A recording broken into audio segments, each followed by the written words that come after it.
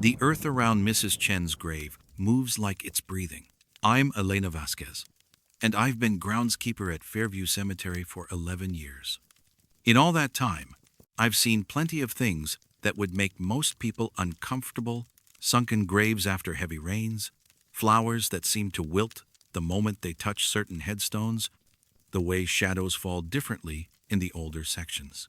But what I witnessed at Plot 47B changed something fundamental about how I see my work.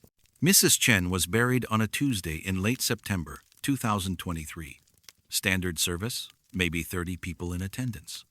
Her granddaughter, a quiet girl with thick glasses, stayed long after everyone else had gone. I remember because she kept staring at the fresh dirt, like she was waiting for something. When I approached to offer my condolences, she looked up with the strangest expression. "Grandma always said the earth would call her back," she whispered. I thought she was just being dramatic. I assumed it was grief talking. People say all kinds of things when they're hurting. I finished my duties, locked up the maintenance shed, and went home to my apartment above the funeral supply store on Maple Street. Just another day in a job that's taught me death is usually the quietest part of dying. But the next morning, I found dirt scattered around Mrs. Chen's grave in perfect handfuls, like someone had been digging with their bare hands. Not random debris from wind or animals, deliberate piles placed in a circle around the headstone. The grass was undisturbed everywhere else. I cleaned it up, assuming kids had been playing pranks, though the cemetery gates are locked at sunset. Thursday morning brought the same scene. Fresh dirt, arranged the same way. This time I noticed something else. The earth looked different. Darker, richer. Like soil that had been worked by experienced hands. I called my supervisor, Jim Martinez, who suggested we install a motion-activated camera facing that section. Better to catch vandals in the act than keep cleaning up after them. Friday morning, the camera had triggered exactly once, at 3:17 a.m., according to the timestamp. But when I reviewed the footage on Jim's laptop, there was no vandal, no person at all. Just the ground itself, moving small eruptions of dirt, pushing upward in slow, deliberate movements. Like invisible hands were reaching through the earth from below, testing the surface. I watched that 30-second clip dozens of times. The way the soil shifted was wrong, too purposeful, too gentle. When earth settles or gets disturbed by natural causes, it's random, chaotic. This looked like someone arranging things with care, the way you might organize flowers in a vase. Jim suggested ground shift from the recent rains. Old graves sometimes resettle, he said.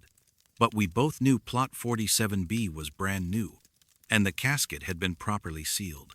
Besides, the weather had been dry for weeks. The pattern continued for 3 weeks.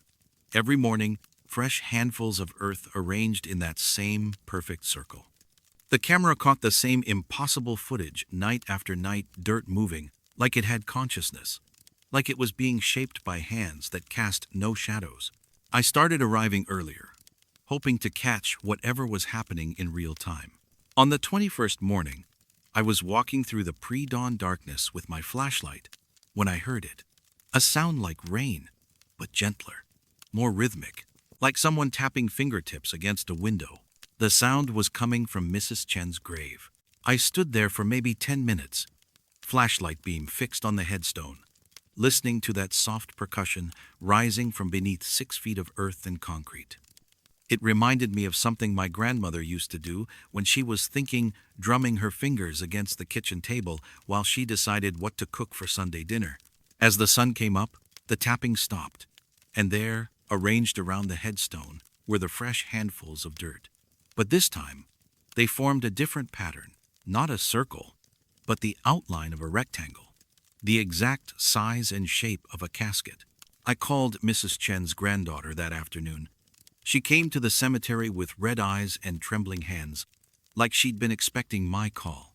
"She's trying to tell me something," the girl said, kneeling beside the grave. "Grandma always communicated through patterns.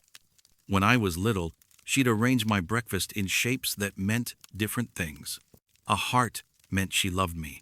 A star meant I was special. What does a rectangle mean? I asked. The girl touched the scattered dirt with her fingertips. It means she's ready to come home. That night, I stayed in my truck at the cemetery entrance, watching Plot 47B through binoculars. At 3:17 a.m. exactly, I saw the earth begin to move. But this time, it wasn't just handfuls of dirt. The entire surface of the grave started to shift, slowly rising and falling like breath. Like something underneath was gently testing the weight of all that soil and concrete. I started the truck and drove home. Some conversations aren't meant for the living. The next morning, the scattered dirt was gone. Plot 47B looked exactly like every other grave in that section, neat, undisturbed, peaceful. The grass had already started growing back over the bare patches. I still check the security footage every morning. The camera hasn't triggered since that last night. Whatever Mrs. Chen was trying to communicate, I think her granddaughter finally understood. But sometimes, when I'm working in that section during the quiet afternoon hours, I swear I can still hear fingertips tapping against something hollow far below. Patient and gentle, like someone waiting for the right moment to finish a conversation that death interrupted. I've been thinking about requesting a transfer to a different cemetery, somewhere newer where the ground doesn't remember so much. But every morning when I unlock the gates and walk through those sections full of stories I'll never fully know, I realize this is exactly where I'm supposed to be. Some jobs require you to listen to things other people aren't ready to hear.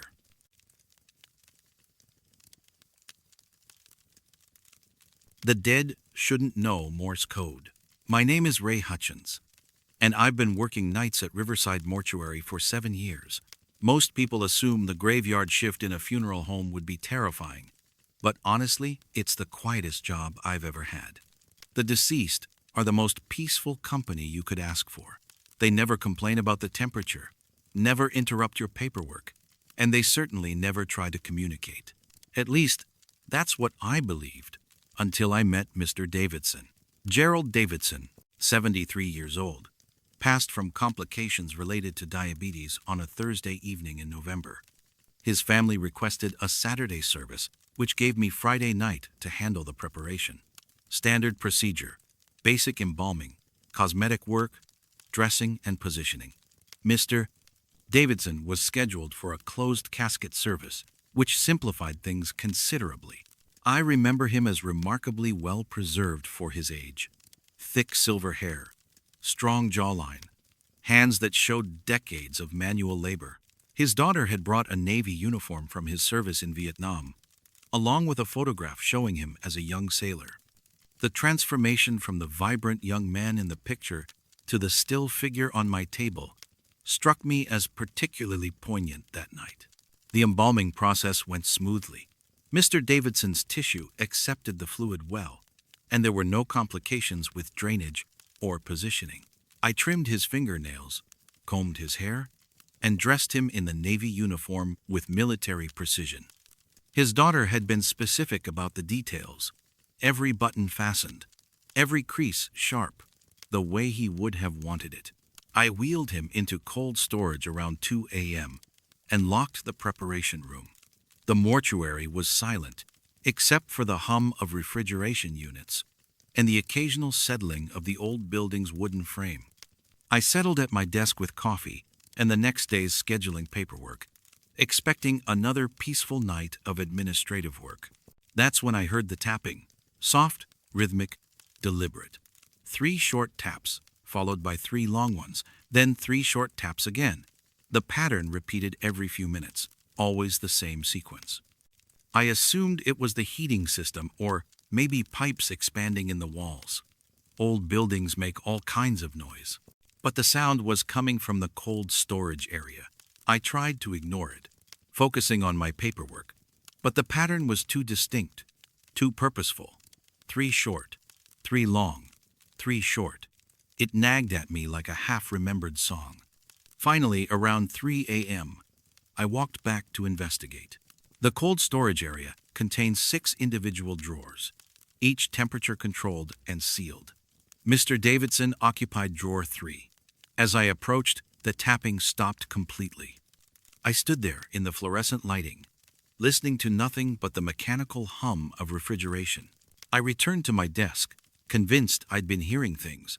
Night shifts can play tricks on your mind, especially in a place where silence is the norm. But 20 minutes later, the tapping resumed. Same pattern, same rhythm, same source.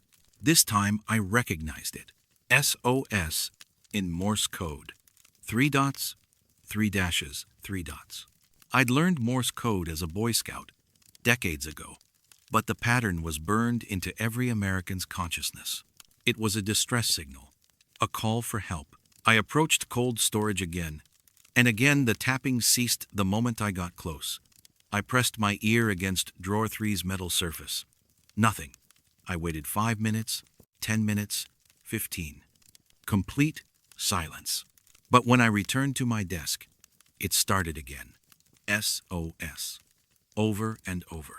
I called my supervisor, Frank Delacroix, at home. It was nearly 4 a.m., but Frank had been in the funeral business for 30 years. If anyone would have practical advice about unusual nighttime occurrences, it would be him. Probably the refrigeration unit acting up, Frank said, his voice thick with sleep. Those compressors can make weird noises when they're cycling. Check the temperature readings and call the repair service if anything looks off. The temperature readings were normal, but as soon as I hung up, the tapping resumed. SOS. Deliberate, patient, desperate. I couldn't concentrate on paperwork. Every few minutes, the same 3 short, 3 long, 3 short pattern echoed from cold storage. It seemed to be getting louder, more insistent. By 5 a.m., I was ready to open drawer 3 and check on Mr. Davidson directly. What I found made me question everything I thought I knew about death and the human body. Mr. Davidson lay exactly as I'd positioned him. Uniform, crisp, hands folded, face peaceful, but his fingernails were worn down to the quick. Not broken or damaged, worn smooth, like he'd been scratching at something for hours. The nails I'd carefully trimmed just 3 hours earlier were now filed to nothing. I backed away from the drawer, my hands shaking. There had to be an explanation. Post-mortem muscle contractions, maybe, or some kind of tissue reaction to the embalming fluid. I'd heard of stranger things in my 7 years on the job, but I knew what I'd heard, and I knew those fingernails had been intact when I'd put him in storage. I called Frank again. "Come in early," I said. "There's something you need to see." Frank arrived at 6 a.m. with coffee and the weary expression of someone who'd dealt with panicked night shift workers before. I showed him Mr. Davidson, pointing out the worn fingernails. Frank examined them carefully, frowning. "That's unusual," he admitted, "but not impossible. Sometimes the embalming process can affect nail growth or texture. Bodies do strange things after death, Ray. That's why we keep them refrigerated." "What about the tapping?" "What tapping?" As if summoned by his question, the sound resumed. 3 short taps, 3 long ones, 3 short ones. Frank's expression changed immediately. "That's coming from the drawer," he said quietly. We both stood there listening to SOS tapped out in perfect Morse code rhythm. Frank approached drawer 3 and placed his palm against the metal surface. The tapping stopped instantly. "Mr. Davidson was in the Navy," I said. "He would have known Morse code." Frank stared at the drawer for a long moment. "Dead men don't send distress signals, Ray." But we both knew what we were hearing. We opened the drawer again. Mr. Davidson looked peaceful, unchanged, except for those worn fingernails. Frank checked his positioning, his clothing, his facial expression. Everything was exactly as it should be. But when we closed the drawer and stepped back, the tapping resumed within minutes. SOS. Over and over. Frank made a decision that still haunts me. He unplugged the refrigeration unit for drawer 3. "Maybe he's cold," Frank said, trying to inject humor into a situation that had moved far beyond rational explanation. "Maybe he just wants to warm up." The tapping stopped immediately. We waited an hour, 2 hours. Silence. Mr. Davidson's service proceeded without incident on Saturday. His family was grateful for our care, And his daughter mentioned how peaceful he looked in his Navy uniform. She said he would have been proud to be buried with military honors. I never told her about the tapping. Some conversations aren't meant for grieving families, but I still work the night shift at Riverside Mortuary, and I still remember the sound of fingernails scratching against metal in the dark. 3 short, 3 long, 3 short.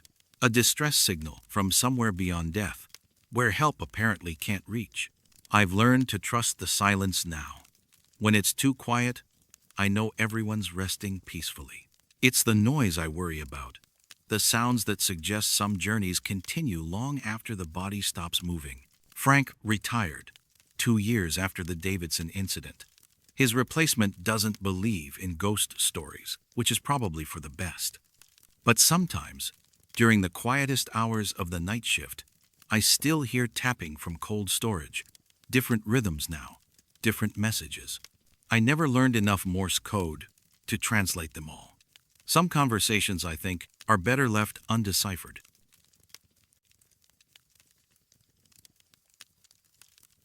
Mrs. Kellerman's smile changed when no one was watching. I'm Director Santos, and I've been overseeing services at Eternal Rest Funeral Home for 15 years. In all that time, I've prided myself on attention to detail, especially when it comes to the deceased's final presentation. Families trust me to ensure their loved ones look peaceful, dignified, and as close to life as possible.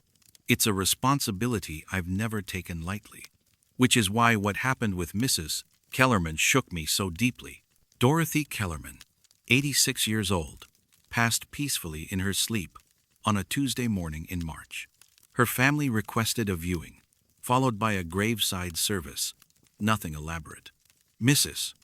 Kellerman had been a school teacher for 40 years, beloved by students and colleagues alike. Her granddaughter, Rebecca, a serious young woman in her 20s, handled most of the arrangements with quiet efficiency. The preparation went smoothly. Mrs. Kellerman had good bone structure and skin tone, making the cosmetic work straightforward. I positioned her with a gentle, serene expression. Nothing dramatic, just the kind of peaceful rest that suggests a life well lived. Her hair was styled according to a photograph Rebecca provided, and she wore a simple blue dress that complemented her complexion beautifully. Viewing Room C has hosted hundreds of services over the years. It's our most popular space, intimate but not cramped, with soft lighting and excellent acoustics for eulogies. The casket positioning allows for optimal viewing while maintaining a respectful distance. I've always been particularly proud of how peaceful that room feels, how it seems to ease the grief of mourning families. The viewing began at 2 p.m. on Friday. Mrs. Kellerman looked exactly as I intended, serene, dignified, resting comfortably. Her family seemed pleased with the presentation, and the steady stream of visitors offered the usual condolences and shared memories. Everything proceeded normally until Rebecca approached me around 4 o'clock. "Something's wrong with Grandma's face," she said quietly, glancing toward the casket with worried eyes. "What do you mean?" I asked. "She's smiling wrong. It's not how she looked when she was happy. It's..." Rebecca struggled for words. "It's like she's trying not to laugh at a joke. Only she knows." I assured Rebecca that grief can sometimes make us see things that aren't there, but I walked over to check Mrs. Kellerman's positioning anyway. She looked exactly as I'd left her, peaceful, serene, with just the hint of a gentle smile I'd carefully crafted to suggest contentment.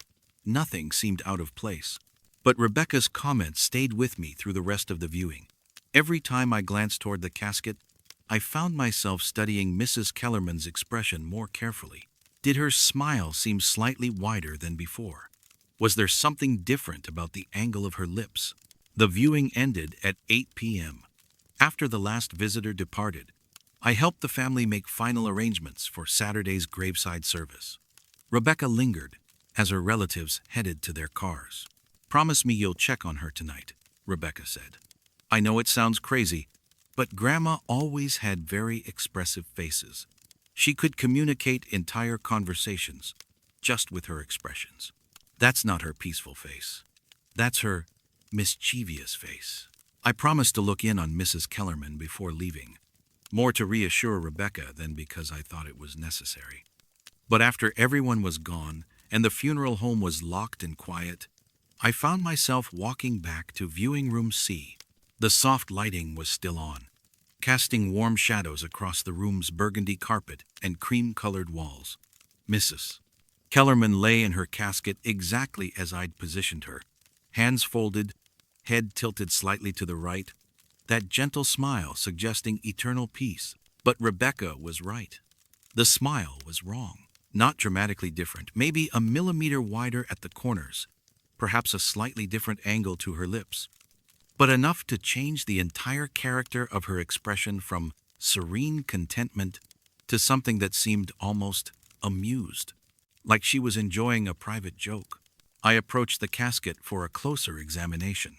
Mrs. Kellerman's facial muscles should have been completely relaxed at this point. Post-mortem rigidity doesn't work that way. Faces don't adjust their expressions hours after death. But as I studied her features in the soft lighting, I could have sworn her smile deepened just slightly, a fractional change that transformed her expression from gentle amusement to something approaching mirth. I stepped back, heart racing. Grief and exhaustion can play tricks on perception. 15 years in this business had taught me that shadows and lighting can create optical illusions, especially late at night when your mind is tired. But I know faces, I know expressions, and I know the difference between the peaceful smile I'd given Mrs. Kellerman and the knowing grin I was looking at now. I decided to reposition her lips slightly to restore the serene expression I'd originally created. As I gently adjusted the corners of her mouth with my fingertips, her face felt exactly as it should. Cool, firm, lifeless. I worked carefully, using the same techniques I'd employed that morning. When I finished, Mrs. Kellerman looked perfect again. Peaceful, dignified, resting comfortably.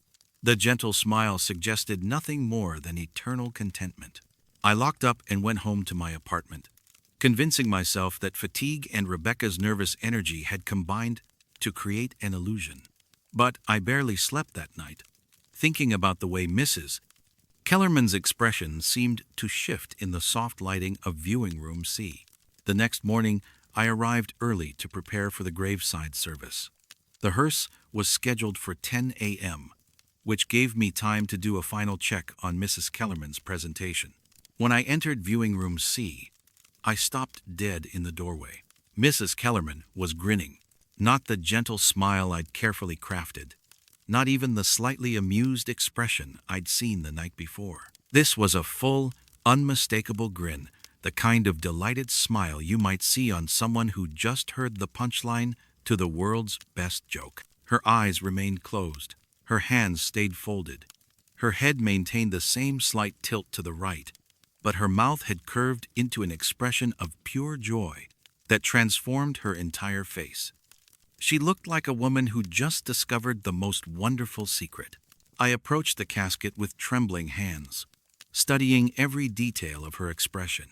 This wasn't an optical illusion or a trick of lighting. Mrs. Kellerman's face had changed dramatically since the night before. But as I reached out to adjust her lips again, I heard something that made my blood freeze. Laughter. Soft, barely audible, but unmistakable. The gentle chuckling of an elderly woman enjoying something tremendously funny. The sound lasted only a few seconds, but it seemed to come from everywhere and nowhere, not specifically from Mrs. Kellerman's lips, but from the air around her casket, like an echo of amusement, lingering in a room where someone had just shared a delightful story.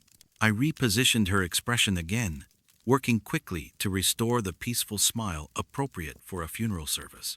My hands shook as I made the adjustments, but I managed to create something that looked serene and dignified. The graveside service proceeded without incident. Mrs. Kellerman's family seemed comforted by the ceremony, and Rebecca thanked me for taking such good care of her grandmother. I never mentioned the changing expressions or the soft laughter that seemed to follow me out of viewing room C, but I've never trusted my own cosmetic work since that weekend. Every time I position a face for viewing, I find myself returning multiple times to check for changes. Most of the time, everything remains exactly as I left it. Most of the time. I still work at Eternal Rest Funeral Home, still take pride in helping families say goodbye to their loved ones with dignity and peace. But I've learned that some people carry their personality with them long after death, and maybe that's not always a bad thing. Sometimes, late at night when I'm locking up after a long day, I can still hear that soft laughter echoing from Viewing Room C. It doesn't frighten me anymore. It sounds like the gentle amusement of someone who's finally in on the universe's best joke. I just wish I knew what was so funny.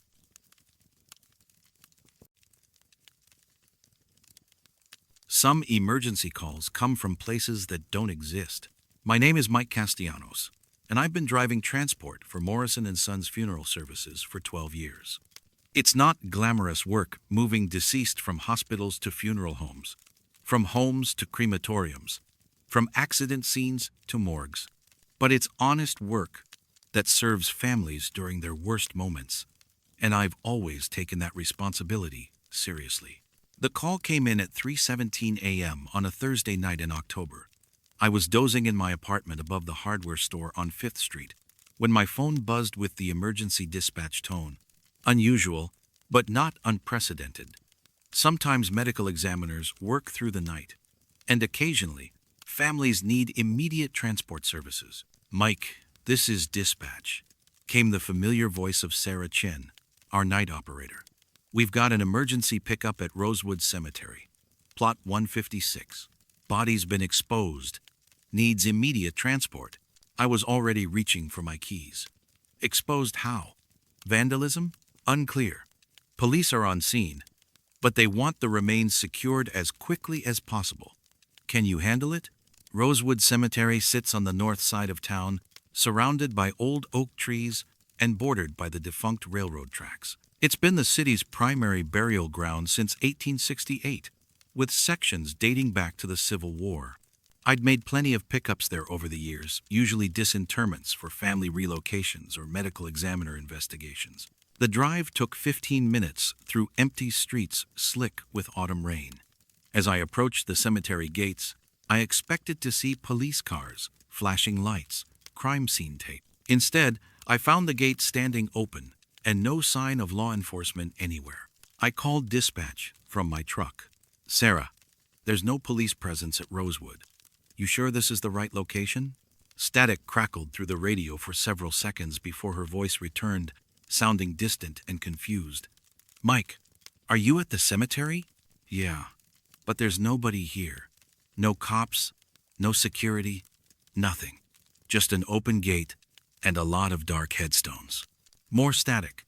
"Plot 156 should be in the older section toward the back, near the oak grove." I grabbed my flashlight and emergency kit from the truck. The cemetery at night is never pleasant, but it's not usually frightening either. Dead people are peaceful company. It's the living you have to worry about. But something felt wrong as I walked through those winding paths between weathered headstones. Too quiet, even for a cemetery at 3:30 a.m. The older section of Rosewood contains graves dating back to the 1800s, many with elaborate Victorian monuments and family crypts. Plot 156 should have been somewhere near the center, according to the cemetery map I kept in my emergency kit. But when I found the location, there was no exposed body waiting for transport. Instead, I found an open grave with a wooden ladder leading down into darkness. The hole was perfectly rectangular, professionally excavated, with neat sides and level depth. About 8 feet down, maybe 9. The ladder looked old but sturdy, rough-hewn wood with metal brackets that had been anchored into the earth walls. At the bottom, my flashlight beam revealed wooden planking, like the floor of a root cellar. I called dispatch again. "Sarah, there's no body here, just an open grave with a ladder. This doesn't match the pickup order." The radio was silent for nearly a minute before she responded, and when she did, her voice sounded strange, confused. "Mike, where are you?" "Rosewood Cemetery, plot 156, like you said." "I didn't call you, Mike. I've been handling routine paperwork all night. No emergency transport scheduled." My blood went cold. You called me 20 minutes ago.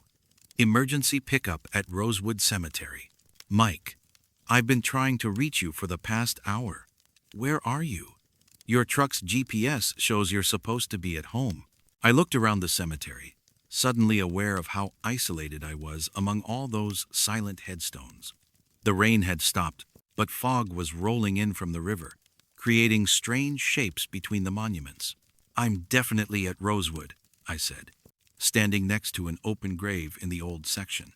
Mike, that's impossible. Plot 156 at Rosewood has been empty since 1976. No burial, no headstone, just reserved space that was never used. I aimed my flashlight at the area around the open grave, looking for some kind of marker or identification. That's when I noticed something that made my skin crawl. There was no headstone for plot 156. No marker at all, just that perfectly excavated hole, with the wooden ladder leading down into darkness. But the graves on either side were clearly marked. Plot 155.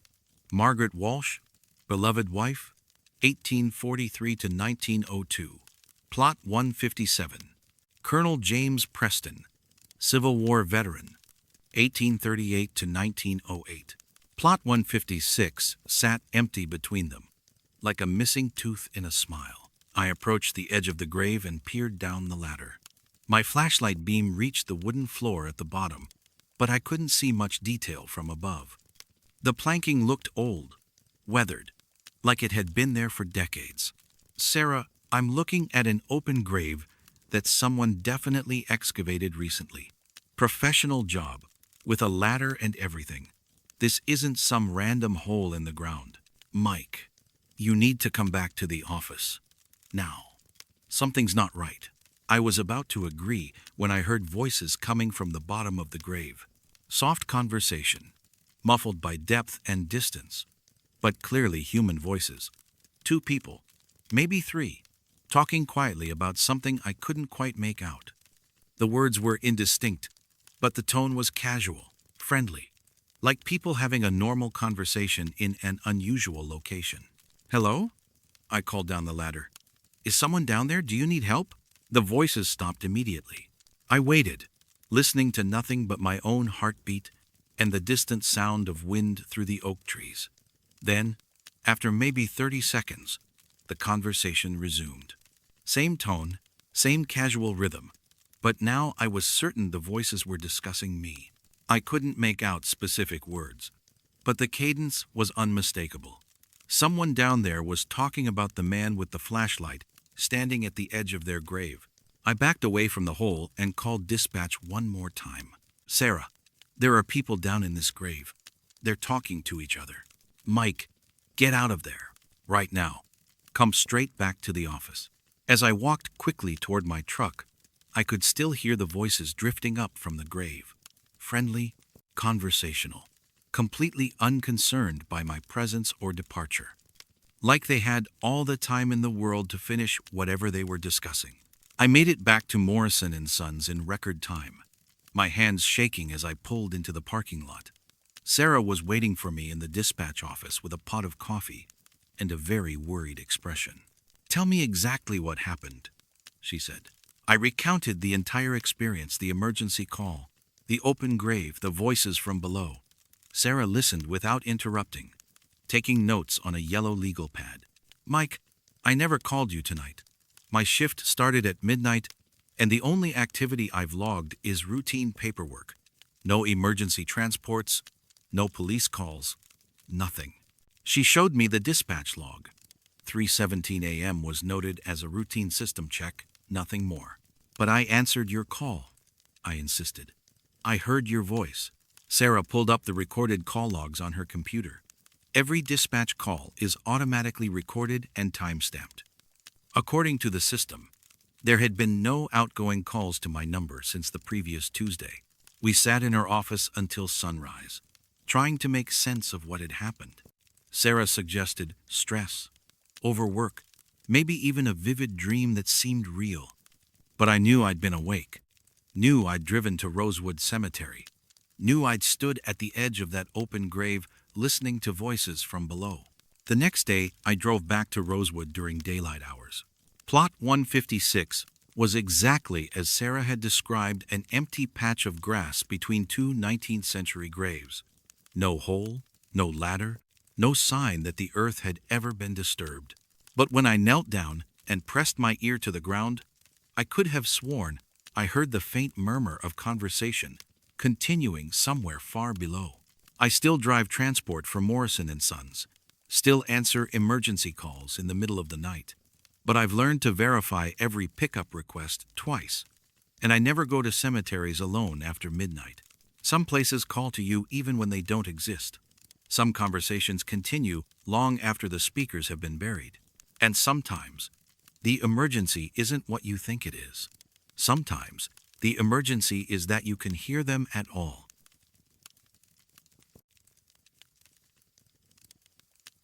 The flowers arrive when nobody's watching.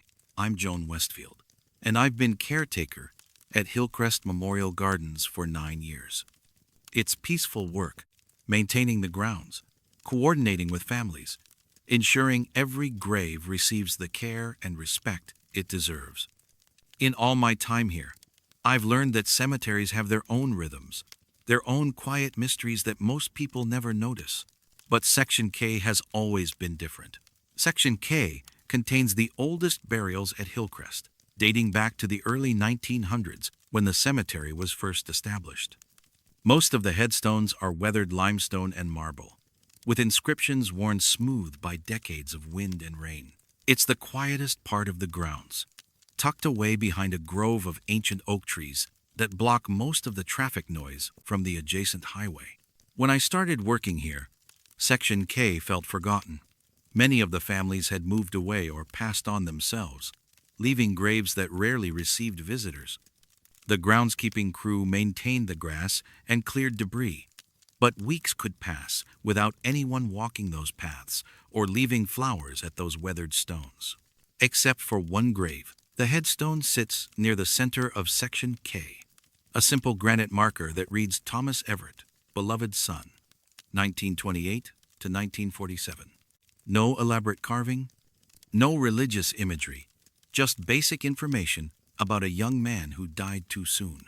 According to our records, Thomas was killed in a car accident 3 days before his 19th birthday. When I began my tenure at Hillcrest, Thomas Everett's grave was as neglected as all the others in Section K. No flowers, no decorations, just a granite headstone slowly being reclaimed by creeping ivy and moss. I made a note to research his family, thinking perhaps distant relatives might appreciate knowing about the grave's condition. But the Tuesday after I started working here, I found a single white rose lying across Thomas's headstone. Fresh, perfect, with a long stem and no thorns. The kind of rose you'd buy from a florist, not something that grows wild on cemetery grounds. I assumed a family member had finally visited, though it struck me as odd that they'd left no other tribute, no card, no additional flowers, no personal items. I made a note in my daily log and thought nothing more of it. The following Tuesday, another white rose appeared in exactly the same position. Same type, same freshness, placed with the same careful precision across the granite marker. I began paying closer attention, checking Thomas's grave more frequently throughout the week. The roses appeared only on Tuesdays, always between my Monday evening rounds and my Tuesday morning inspection. Always a single white rose, always positioned exactly the same way. Never any sign of who was leaving them. After a month of this pattern, I decided to review our security footage. Hillcrest has cameras positioned throughout the grounds to deter vandalism and theft. Surely someone walking through Section K with flowers would be captured on video. I spent hours reviewing Tuesday footage, scanning for any human presence in Section K during the overnight hours. The cameras showed nothing. Empty pathways, swaying trees, the occasional deer wandering between headstones, but no visitors, no mourners, no one carrying white roses. Yet every Tuesday morning, there was the rose. I expanded my search, reviewing footage from different days, different times. The cameras consistently showed Section K as completely deserted during the hours when the roses appeared. But the timestamps proved the flowers were definitely being placed between midnight and dawn on Tuesday mornings. I started arriving earlier on Tuesdays, hoping to catch whoever was maintaining this mysterious ritual. Hillcrest opens to visitors at 7 a.m., but I have keys to the gates and often arrive before dawn to handle groundskeeping tasks. I began parking near Section K around 5 a.m., watching Thomas Everett's grave from a distance. The roses were always already there, perfect, fresh, positioned with obvious care across the granite headstone, as if they'd been placed hours earlier by someone who knew exactly how they wanted the tribute to look. I researched Thomas Everett's family history, hoping to identify potential visitors. His parents, Robert and Helen Everett, were both deceased. No siblings listed in the burial records. No military service that might suggest veterans organizations maintaining his grave. According to city records, the Everett family had no known descendants in the area. Yet, someone or something continued to honor Thomas's memory every single Tuesday. I decided to install a dedicated camera focused specifically on Thomas's grave. A small, motion-activated unit that would capture high-resolution footage of anyone approaching the headstone. If someone was visiting in the middle of the night, I would finally have evidence. The camera triggered exactly once during its first week of operation, Tuesday morning, 12:47 a.m., according to the timestamp. But when I reviewed the footage, there was no person visible in the frame. Instead, I watched a white rose materialize on Thomas Everett's headstone, not dropped from above, not placed by invisible hands. The flower simply appeared, fading into existence like a photograph developing in slow motion. One moment, the granite surface was empty. The next moment, a perfect white rose lay across the stone as if it had always been there. I watched that 30-second clip dozens of times. There was no logical explanation for what I was seeing. Flowers don't spontaneously generate from nothing. Someone had to be placing them, even if the cameras couldn't detect the person responsible. But over the following weeks, the dedicated camera captured the same impossible footage again and again.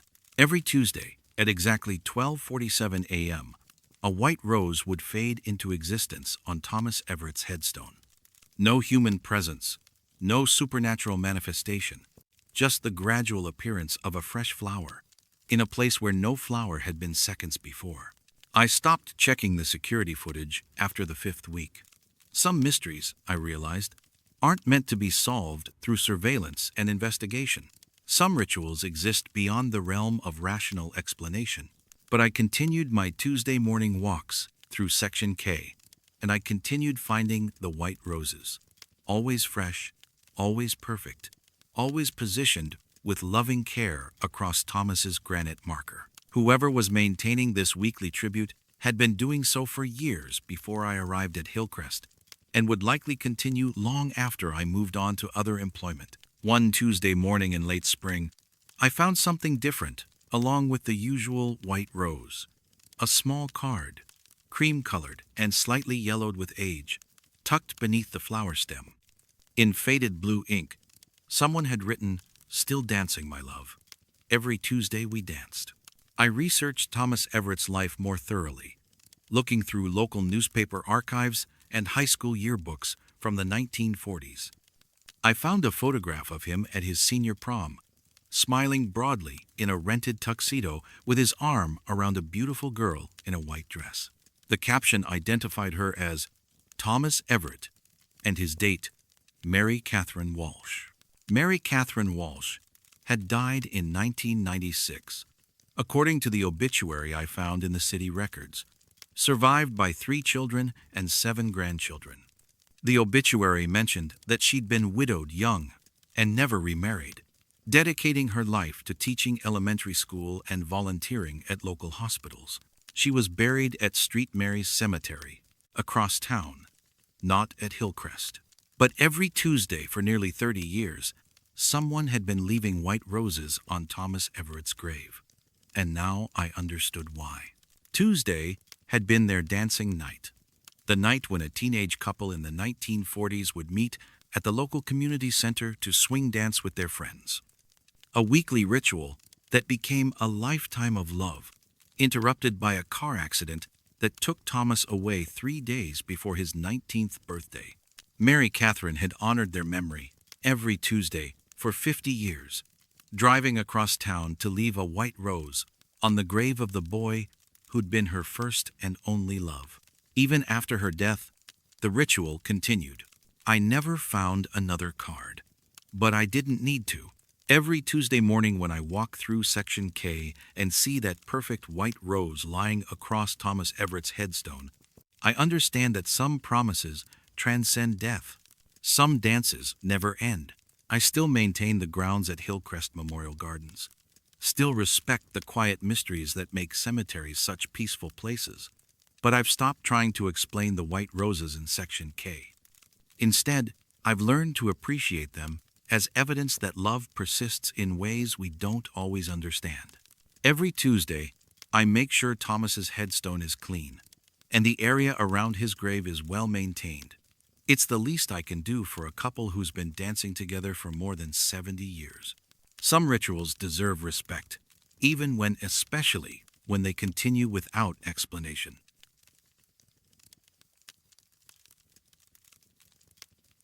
Some bodies tell stories that don't match their paperwork. My name is Curtis Pemberton, and I've been an embalmer at Meadowbrook Funeral Home for 23 years. It's technical work that requires precision, attention to detail, and respect for the deceased and their families. Every body tells a story through its condition, its injuries, its evidence of life lived. I've learned to read those stories like a book, understanding what the physical evidence reveals about a person's final days. But Miguel Rodriguez's body told a story that contradicted everything in his file. Mr. Rodriguez arrived on a Wednesday morning in late January, accompanied by standard paperwork from Mercy General Hospital. The death certificate listed him as 68 years old. Cause of death listed as complications from advanced liver disease. His next of kin, a nephew named Carlos Rodriguez, had arranged for a simple funeral service with burial at Our Lady of Guadalupe Cemetery. Standard procedure for liver disease cases. I'd handled dozens of similar preparations over the years. Advanced liver disease typically leaves distinctive signs: yellowed skin, fluid retention, muscle wasting, the general appearance of a body that had been fighting a long, difficult battle with chronic illness. But when I began my initial examination of Mr. Rodriguez, nothing matched what I expected to find. His hands were completely wrong. Instead of the soft, age-spotted hands of a 68-year-old man who'd been bedridden with liver disease, Miguel Rodriguez had the hands of someone who performed heavy manual labor. Thick calluses across his palms, particularly pronounced on his fingertips and the sides of his index fingers. Fresh scrapes and cuts that had healed within the past few weeks. Muscle tone and joint flexibility that suggested regular physical activity. Construction worker hands, specifically the hands of someone who worked with concrete and rebar. I examined his arms and shoulders more carefully. Despite the death certificate's claims about advanced liver disease, Mr. Rodriguez showed clear evidence of recent physical conditioning. His muscle mass was consistent with someone who lifted heavy objects regularly. His forearms showed the distinctive tan lines of someone who worked outdoors wearing short sleeves. This wasn't the body of a chronically ill 68-year-old man. I called Meadowbrook's office manager, Linda Patterson, to verify the paperwork. Linda, I'm looking at the Rodriguez case, and something doesn't match up. The death certificate says advanced liver disease, but this man's physical condition suggests he was doing manual labor recently. What do you mean? I mean his hands show fresh calluses, and his muscle tone indicates regular physical activity. This doesn't look like someone who'd been sick for months. Linda reviewed the file over the phone. Hospital says 68 years old, admitted Tuesday night with liver failure, died Wednesday morning. Family wants services Saturday at Our Lady of Guadalupe. Everything looked standard, but nothing about Miguel Rodriguez looked standard. I continued my examination, documenting everything carefully. His skin showed no signs of the jaundice typically associated with liver disease. His muscle mass was too well developed for someone who'd been chronically ill. His hands told the story of recent construction work, concrete dust embedded under his fingernails, calluses in exactly the patterns I'd expect from someone who handled rebar and mixing equipment. Most disturbing of all, his liver showed no signs of disease when I began the embalming process. The organ appeared healthy, normal for a man his apparent age. No scarring, no cirrhosis, no indication of the advanced failure that had supposedly killed him. I called the hospital to verify the medical records. "This is Curtis Pemberton from Meadowbrook Funeral Home. I'm calling about Miguel Rodriguez, who passed in your care yesterday morning. I need to confirm some details about his medical history." The hospital's records department put me on hold for several minutes before returning with information that made my blood run cold. "Mr. Pemberton, we show Miguel Rodriguez was admitted Tuesday night with severe trauma from a construction accident, multiple internal injuries, massive blood loss. He was pronounced dead Wednesday morning after emergency surgery failed to repair the damage." "What about liver disease?" "The death certificate lists advanced liver failure." "No, sir. No liver involvement. This was blunt force trauma from a job site accident." "Are you sure you have the right file?" I double-checked the name, date of birth, social security number. Everything matched. But according to the hospital, Miguel Rodriguez had died from construction injuries, not liver disease. I called the Rodriguez family to clarify the medical history. Carlos Rodriguez answered on the third ring, his voice heavy with grief. "Mr. Rodriguez, this is Curtis Pemberton from Meadowbrook Funeral Home. I'm preparing your uncle for Saturday's service, and I wanted to confirm some details about his recent medical history." "Uncle Miguel was never sick," Carlos said immediately. "He worked construction his whole life, right up until the accident Tuesday. Healthiest man I knew. Never even took sick days." "The death certificate mentions liver disease." "No, that's wrong. Uncle Miguel died when a concrete mixer rolled over on the job site. Happened Tuesday afternoon, died Tuesday night after surgery. There was no liver disease." I hung up the phone and stared at the paperwork spread across my desk. Two different versions of Miguel Rodriguez's death. Two different medical histories, but only one body lying on my preparation table. And that body clearly belonged to a construction worker who died from traumatic injuries. I called the medical examiner's office to report the discrepancy. Death certificates are legal documents that require accuracy, especially when the cause of death is unclear. But when I explained the situation, the response I received chilled me to the bone. "Mr. Pemberton, we have no record of Miguel Rodriguez in our system. No autopsy. No death certificate issued from this office. Are you sure about the documentation you received?" I looked at the death certificate again. Official letterhead, proper signatures, state seal in the correct position. But according to the medical examiner, they'd never processed Miguel Rodriguez's case. I called Mercy General Hospital again, this time asking to speak with someone from the administration office. "This is Curtis Pemberton from Meadowbrook Funeral Home. I need to speak with someone about a patient who died in your care yesterday. Miguel Rodriguez." "Hold, please." After 10 minutes on hold, a supervisor came on the line with information that made no sense at all. "Mr. Pemberton, we have a Miguel Rodriguez who was treated for severe dehydration and released Tuesday afternoon. No admission, no overnight stay, definitely no death. Are you sure you have the right hospital?" "What about the construction accident? The trauma surgery?" "No, sir. No trauma cases by that name. Miguel Rodriguez was treated in our emergency room for dehydration and released to his family. He left the hospital alive and in good condition." I sat in my preparation room, staring at Miguel Rodriguez's body and trying to make sense of contradictory information that seemed to come from parallel universes. The man on my table had clearly died from massive internal trauma. His body showed all the signs of emergency surgery, surgical incisions, evidence of blood transfusions, the physical damage consistent with being crushed by heavy equipment. But according to every official source I contacted, Miguel Rodriguez had never been admitted to any hospital, never died from any cause, never been issued a death certificate, yet here he was, requiring preparation for burial. I decided to proceed with the embalming, documenting every anomaly I discovered. Miguel Rodriguez's body told a clear story. Construction worker, recent accident, died from traumatic injuries after emergency surgery. But the official records told a completely different story, one that didn't match the physical evidence. During the embalming process, I found something that raised even more questions. In his wallet, which the hospital had returned with his personal effects, I discovered a business card for Rodriguez Construction, a company I'd never heard of. The card listed Miguel as owner and operator, with an address in a part of town I didn't recognize.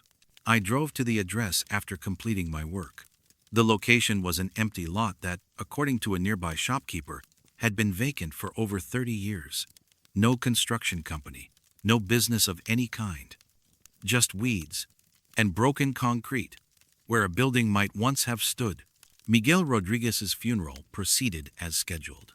Carlos Rodriguez and about 20 other family members attended the service at Our Lady of Guadalupe, sharing memories of a man who'd worked hard, loved his family, and died too young in a workplace accident. But as I listened to their stories, I realized that nobody mentioned Miguel having any nephews named Carlos. The young man who'd arranged the funeral, who'd identified himself as Miguel's next of kin, was a complete stranger to the rest of the family. And after the burial, Carlos Rodriguez disappeared completely. No forwarding address, no contact information, no way to reach the man who'd signed all the funeral arrangements. I've been an embalmer for over 2 decades, and I've learned that death rarely comes with simple explanations. Bodies arrive with incomplete medical histories, families provide conflicting information, and paperwork sometimes contains errors that need to be corrected. But Miguel Rodriguez's case was different. It was as if his death had been carefully constructed from pieces that didn't fit together. A story told by someone who'd never actually lived it. I still have copies of all the paperwork from his case, the death certificate that no medical examiner issued, the hospital records that no hospital maintains, the family arrangements made by a relative who didn't exist. Sometimes I wonder if Miguel Rodriguez was trying to tell me something through the physical evidence his body provided. Maybe the truth about his death was written in his calloused hands, his construction worker's tan, his traumatic injuries that spoke of real work in a real world. Maybe some stories can only be told through flesh and bone, even when the official records insist they never happened at all.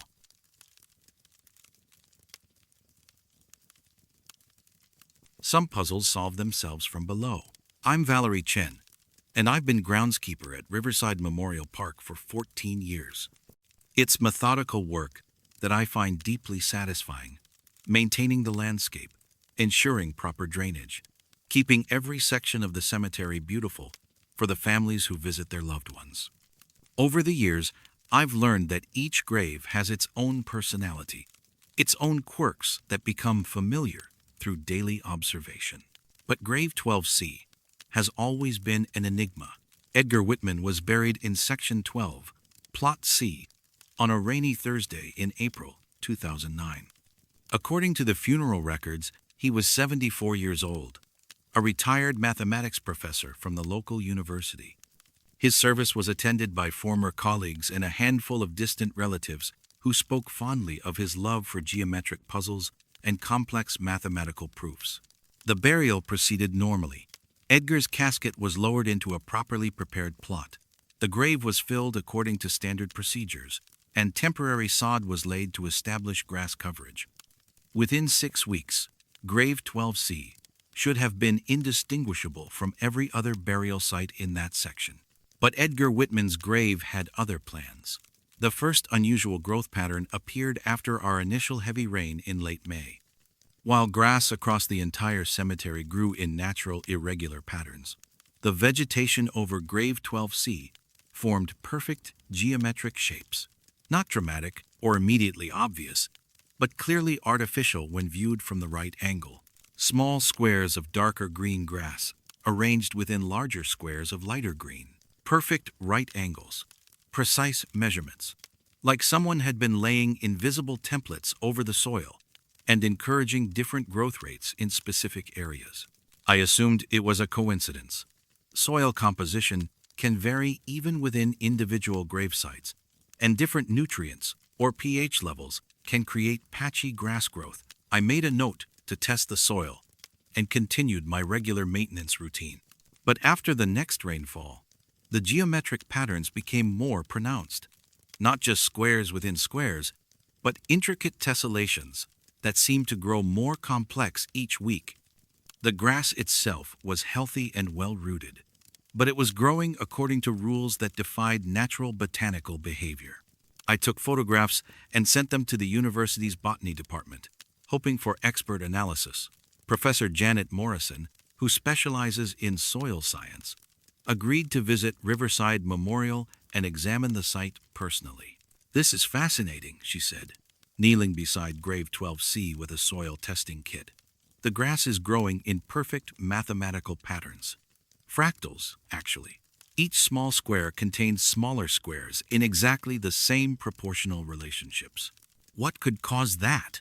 Honestly, I have no idea. The soil composition is uniform throughout the plot.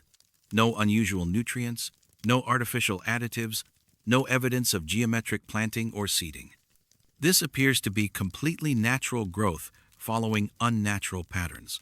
Professor Morrison took samples for laboratory analysis and promised to send her findings within a week.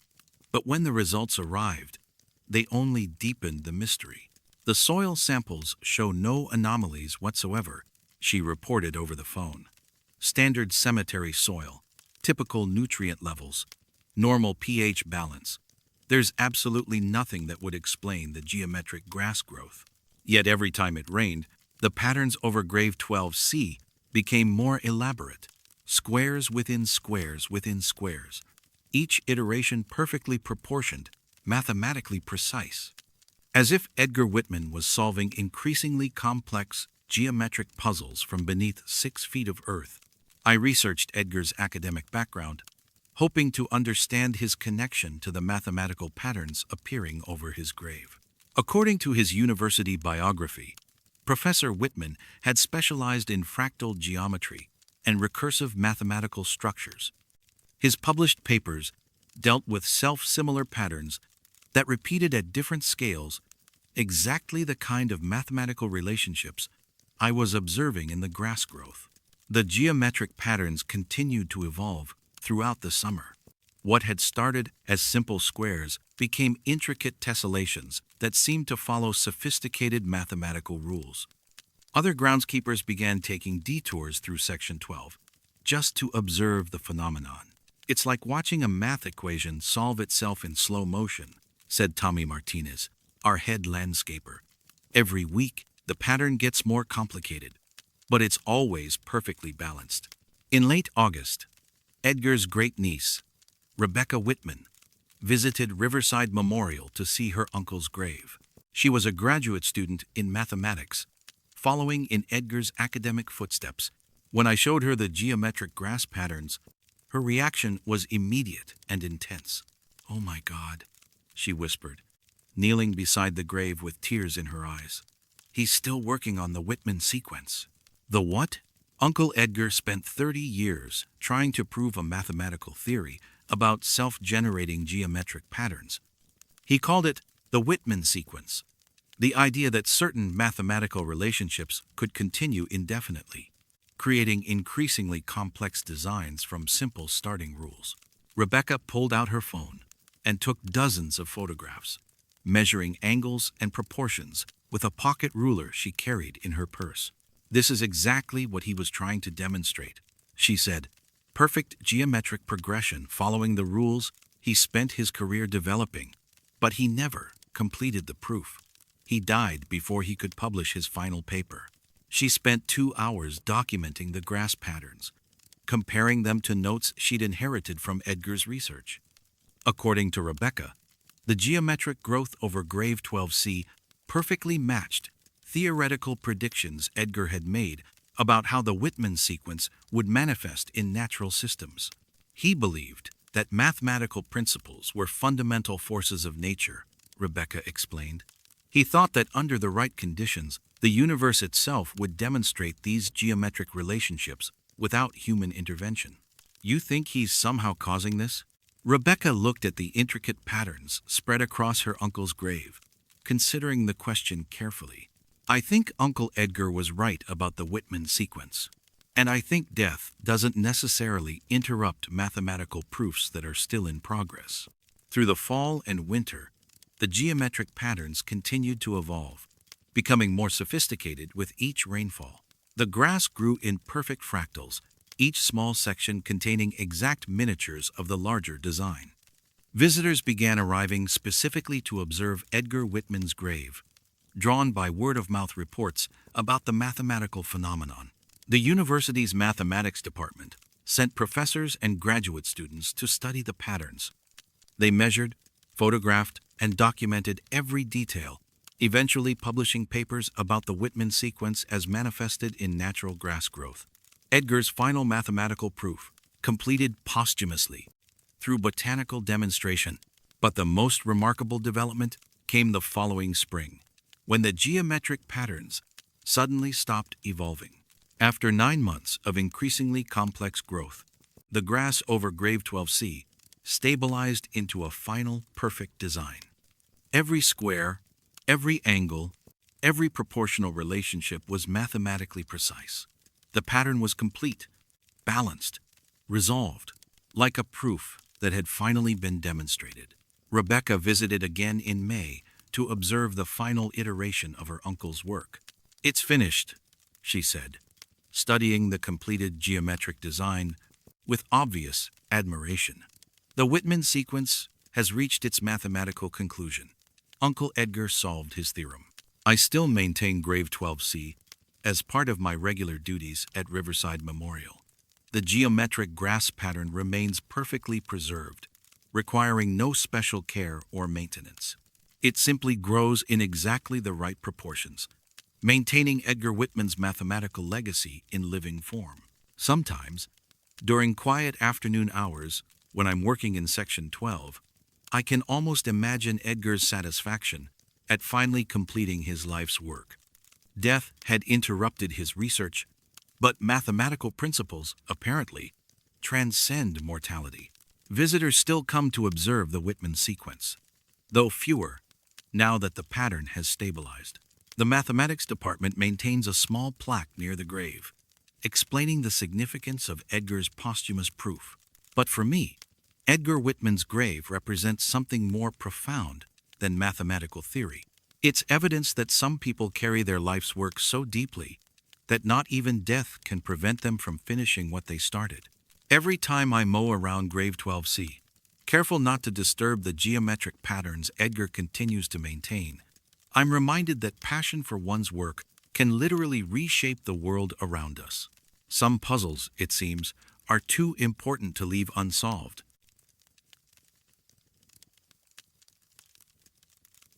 Some conversations happen between people who can't both be alive. I'm Director Kim Patterson, and I've been managing services at Harmony Funeral Home for 18 years. Part of my responsibility involves ensuring that grieving families have private spaces where they can process their emotions without feeling observed or judged. Our family room serves this purpose, a quiet, comfortable space adjacent to the main chapel where relatives can retreat when the weight of loss becomes overwhelming. But what happened during Eleanor Patterson's service changed my understanding of who actually uses that room. Eleanor Patterson, no relation to me, despite the shared surname, passed away at 83 after a brief illness. She'd been a beloved elementary school teacher for 40 years, known for her kindness, patience, and special connection with children who struggled in traditional classroom settings. Her funeral drew over 200 people, including former students who were now adults with children of their own. The service proceeded beautifully. Speaker after speaker shared memories of Mrs. Patterson's generosity, her dedication to education, and her remarkable ability to make every child feel valued and understood. Her daughter, Margaret, delivered a particularly moving eulogy about her mother's legacy of compassion. It was during Margaret's speech that I first heard the crying, soft sobbing from the direction of our family room, barely audible over the eulogy, but clearly audible to someone trained to monitor all aspects of a funeral service. I assumed one of the relatives had stepped away to grieve privately, which is exactly why we maintain that space. But when I discreetly checked the family room, it was empty. The crying continued, a child's voice, heartbroken and inconsolable, not the restrained weeping of an adult trying to maintain composure, but the raw, unguarded sobbing of a young person overwhelmed by loss. I searched the entire room, including the small bathroom and storage closet. No one was there. I returned to the chapel, where Margaret was concluding her eulogy. The sobbing from the family room had stopped completely. I made a mental note to check our ventilation system. Sometimes sound carries in unexpected ways through old buildings. After the service, I was accepting condolences from the family when Margaret approached me with a concerned expression. "Director Patterson, I want to thank you for accommodating my son during the service." "I'm sorry." "Which son?" "Jamie, my 6-year-old. He became quite emotional during the eulogy and said he needed to go talk to Grandma Eleanor privately. One of your staff members must have shown him to a quiet room." My blood went cold.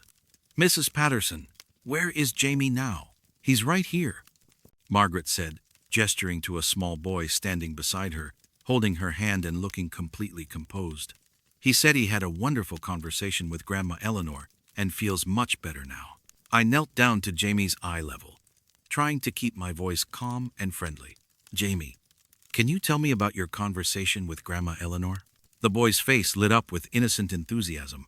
"She was in the special room crying because she was sad to leave everyone. But I told her it was okay, because she's still our grandma, and we'll always love her." Then she stopped crying and said she felt better. "What did Grandma Eleanor look like in the special room?" "Like always, with her gray hair and her blue dress and her teacher's smile. She said I was a very good boy for coming to talk to her." Margaret smiled down at her son. "Jamie has always had such an active imagination. He used to have long conversations with his grandfather after he passed away last year." But Jamie wasn't finished with his story. "Grandma Eleanor said to tell everyone she's happy now and not to be sad. And she said," Jamie paused, concentrating hard on remembering the exact words. "She said to tell Mama that the music box is in the green suitcase in the attic, and she wants Mama to have it." Margaret's face went completely white.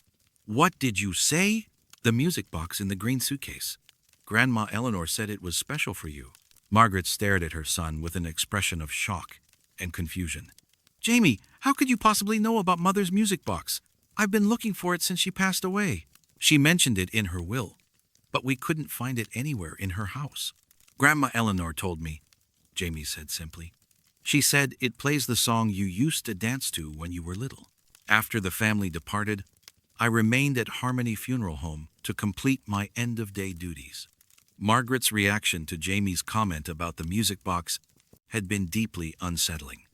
The boy had provided specific information that he couldn't possibly have known, delivered with the matter-of-fact certainty that only young children possess. I decided to examine our family room more carefully. The space itself is unremarkable: comfortable chairs, soft lighting, tissues, and water available for grieving relatives. But as I sat in the room where Jamie claimed to have spoken with his deceased grandmother, I began to notice details I'd overlooked during my earlier inspection. The temperature was noticeably cooler than the rest of the building, despite the room sharing the same heating system. The air had a faint floral scent, like the perfume elderly women sometimes wear. And when I sat very still and listened carefully, I could have sworn I heard the distant sound of a music box playing a gentle, old-fashioned melody. I stayed in that room for nearly an hour, trying to understand what Jamie might have experienced during his grandmother's funeral service. Children sometimes process grief differently than adults, creating elaborate fantasy scenarios to cope with loss. But Jamie's knowledge about the music box suggested something beyond typical childhood imagination. 3 days later, Margaret called Harmony Funeral Home with news that made my skin crawl. Director Patterson, I wanted to thank you again for yesterday's service. And I wanted you to know we found Mother's music box exactly where Jamie said it would be. Green suitcase in the attic, just like he told us. We'd searched that attic dozens of times, but somehow we'd missed that particular suitcase. What song does it play? Beautiful Dreamer. The same lullaby Mother used to sing to me when I was Jamie's age. There's no way Jamie could have known about that song, or where the music box was hidden. No way at all. Margaret paused, and when she continued, her voice was thick with emotion. Director Patterson, do you believe that children can sometimes see or hear things that adults can't? Do you think it's possible that Jamie really did talk to his grandmother during the service? I considered my response carefully. In 18 years of funeral service, I'd encountered numerous situations that defied rational explanation. Families reporting conversations with deceased relatives, personal items moving unexpectedly, the persistent feeling that someone was present in empty rooms. I think children often have a different relationship with loss than adults do, I said finally. Maybe they're more open to possibilities that we've learned to dismiss. Jamie insists that Grandma Eleanor wasn't sad anymore after their conversation. He said she was smiling when she left the special room. After hanging up, I walked back to our family room and sat in the same chair where Jamie claimed to have spoken with his grandmother. The space felt different now, not frightening, but expectant. Like a place where important conversations take place between people who love each other. I've continued working at Harmony Funeral Home, and I've continued maintaining our family room as a space for private grieving.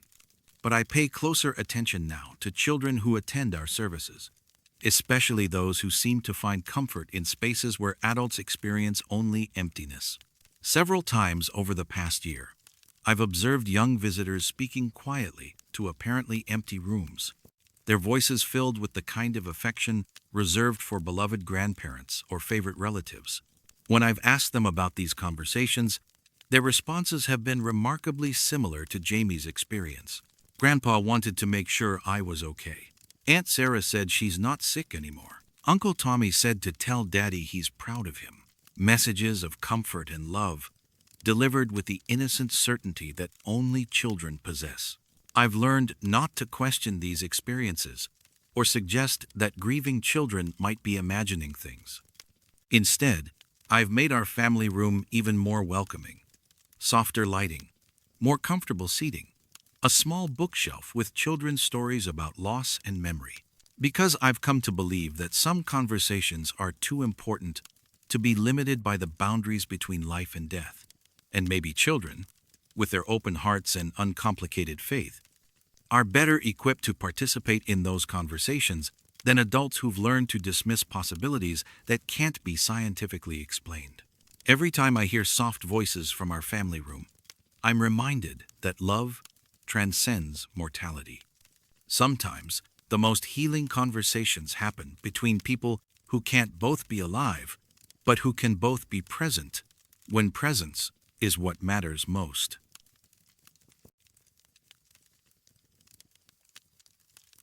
Some visitors keep appointments they made 70 years ago. I'm Tom Briggs, and I've been night security at Greenwood Cemetery for 6 years. It's solitary work that suits my temperament, patrolling the grounds, checking locks, ensuring the peace and safety of a place where people come to remember their loved ones. Most nights are quiet, uneventful, giving me time to think while I walk the winding paths between sections, dating back to the 1800s. But every night, I encounter a woman who shouldn't be there. She sits on the stone bench beside the old mausoleum in Section 7, always wearing the same blue wool coat, always facing the weathered granite monument that houses the Carlyle family crypt. From a distance, she appears to be a normal visitor, someone taking a moment to reflect or remember. But when I approach to offer assistance or inform her that the cemetery closes at sunset, she vanishes. Not dramatically, not like a special effect in a horror movie. She simply isn't there anymore when I get close enough to speak. The first time it happened, I assumed I'd been mistaken. Night security can play tricks on your perception, especially in a place filled with shadows and monuments that can look like human figures from certain angles. I made a note in my log and continued my rounds. But the next night, she was there again. Same bench, same blue coat, same position facing the Carlisle Mausoleum. And again, when I approached within speaking distance, she was gone. I began timing my encounters with the woman in blue. She appeared every night between 11:30 and midnight, always in exactly the same location. I tried approaching from different angles, using my flashlight to illuminate the bench area, even calling out to her from a distance. Nothing changed the outcome. She would vanish the moment I got close enough for conversation. After 2 weeks of this pattern, I decided to research the Carlisle family and their connection to Greenwood Cemetery. The mausoleum dates back to 1923, built to house prominent local businessman Harrison Carlisle and his wife Margaret. According to cemetery records, the Carlisle family had been instrumental in establishing Greenwood as the city's primary burial ground. But it was a conversation with Albert Morrison, the cemetery's longtime groundskeeper, that provided the first real clue about my mysterious visitor. "You're seeing Sarah," Albert said matter-of-factly when I described the woman in blue. "She's been keeping that appointment for longer than you've been alive." "What appointment?" Sarah and Harrison Carlisle were engaged to be married in 1953. She used to meet him at that bench every evening after her shift at the telephone company. They'd sit together and plan their wedding, their future, all the things young couples talk about. Albert showed me a newspaper clipping from December 1953. Harrison was killed in a car accident 3 days before their wedding. Sarah never got over it. She kept meeting him at that bench every night for months, hoping he'd show up somehow. What happened to her? Sarah died in 1996. Natural causes, old age. But according to folks who worked here back then, she visited Harrison's mausoleum every single night for 43 years. Never missed an evening, even when she was sick, even during the worst winter storms. Albert pointed toward the bench where I'd been seeing the woman in blue. That's where they used to sit together. Sarah had that bench installed in 1954, the year after Harrison died. She wanted to make sure they'd always have a place to meet. The newspaper clipping included a photograph of Sarah and Harrison from their engagement announcement. Sarah was wearing a blue wool coat identical to the one I'd been seeing every night. Young, beautiful, smiling with the happiness of someone who believed her future was secure. "Albert, have other security guards reported seeing Sarah?" "Every security guard who's worked nights at Greenwood has seen her. Been going on for over 20 years now. Most folks just accept it as part of the job." That night, I approached my encounter with Sarah differently. Instead of trying to speak with her or get close enough to verify her presence, I simply observed from a respectful distance. She sat on the bench for exactly 30 minutes, her posture suggesting quiet conversation with someone only she could see. When she finally stood to leave, she turned toward the mausoleum and seemed to blow a kiss before fading from view. It was the gesture of someone saying goodnight to a beloved partner. Over the following weeks, I developed a routine around Sarah's nightly visits. I would complete my patrol of Section 7 before 11:30, ensuring the area was secure, then position myself far enough away to observe without intruding. She appeared every night with clockwork regularity, always wearing the blue coat, always keeping her appointment with Harrison Carlisle.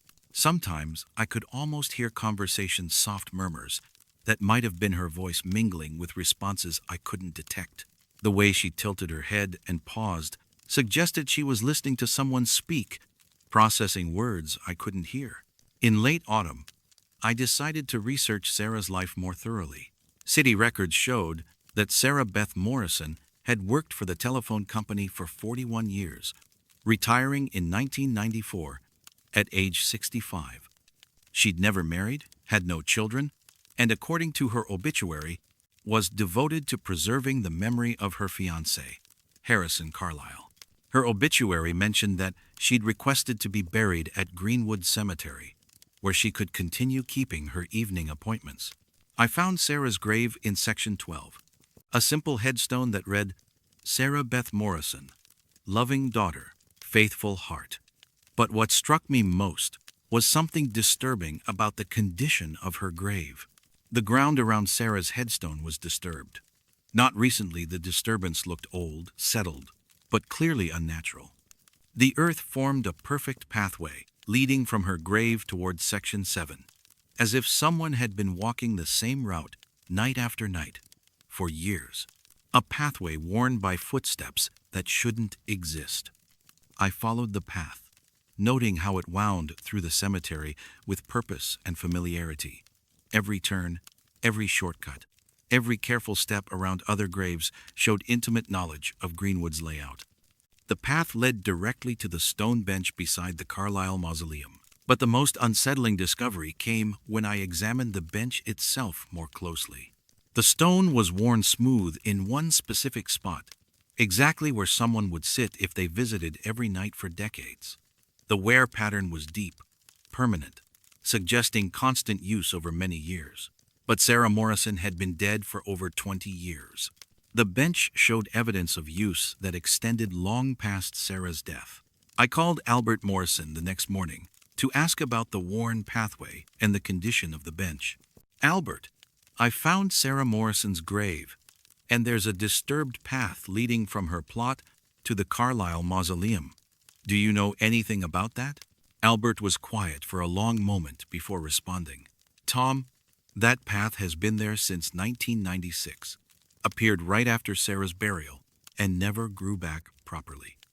Groundskeeping crews have reseeded it dozens of times, but the grass won't take. What about the bench? The stone is worn smooth in one spot. That wear pattern appeared gradually over the years Sarah was alive. But Tom, it's gotten deeper since she died. The stone is wearing away faster now than it did when she was visiting in person. Albert's words sent chills down my spine. Sarah Morrison was somehow continuing to wear down a stone bench 20 years after her death, creating physical evidence of nightly visits that defied every rational explanation.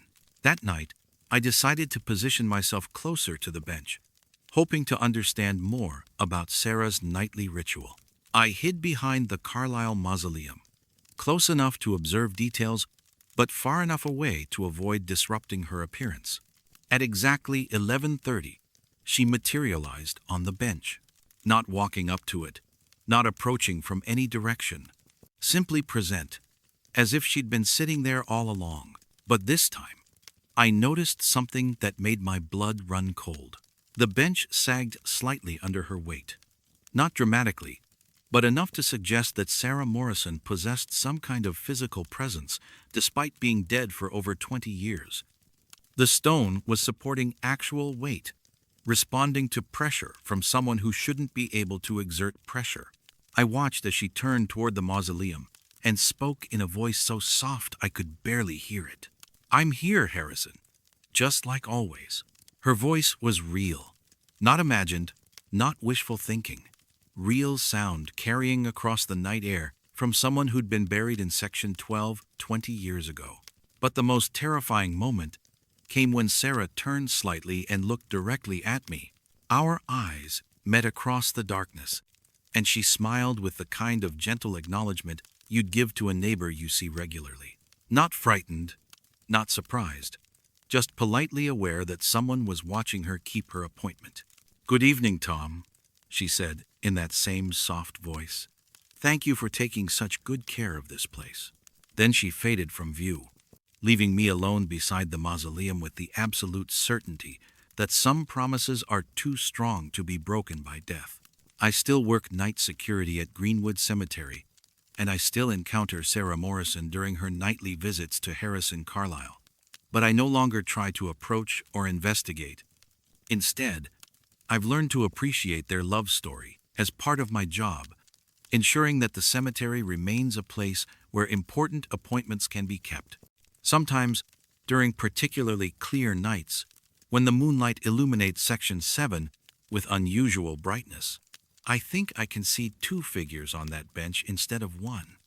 Sarah and Harrison, finally able to spend their evenings together the way they'd planned before tragedy separated them. Maybe death didn't end their engagement after all. Maybe it just moved their wedding to a different kind of time, a different kind of place. But some nights, when I see the physical evidence of Sarah's visits, the worn stone, the disturbed pathway, the way the bench responds to her presence, I'm reminded that love can be strong enough to blur the boundaries between life and death. Some visitors keep appointments they made 70 years ago because some promises are too important to let mortality interfere with keeping them.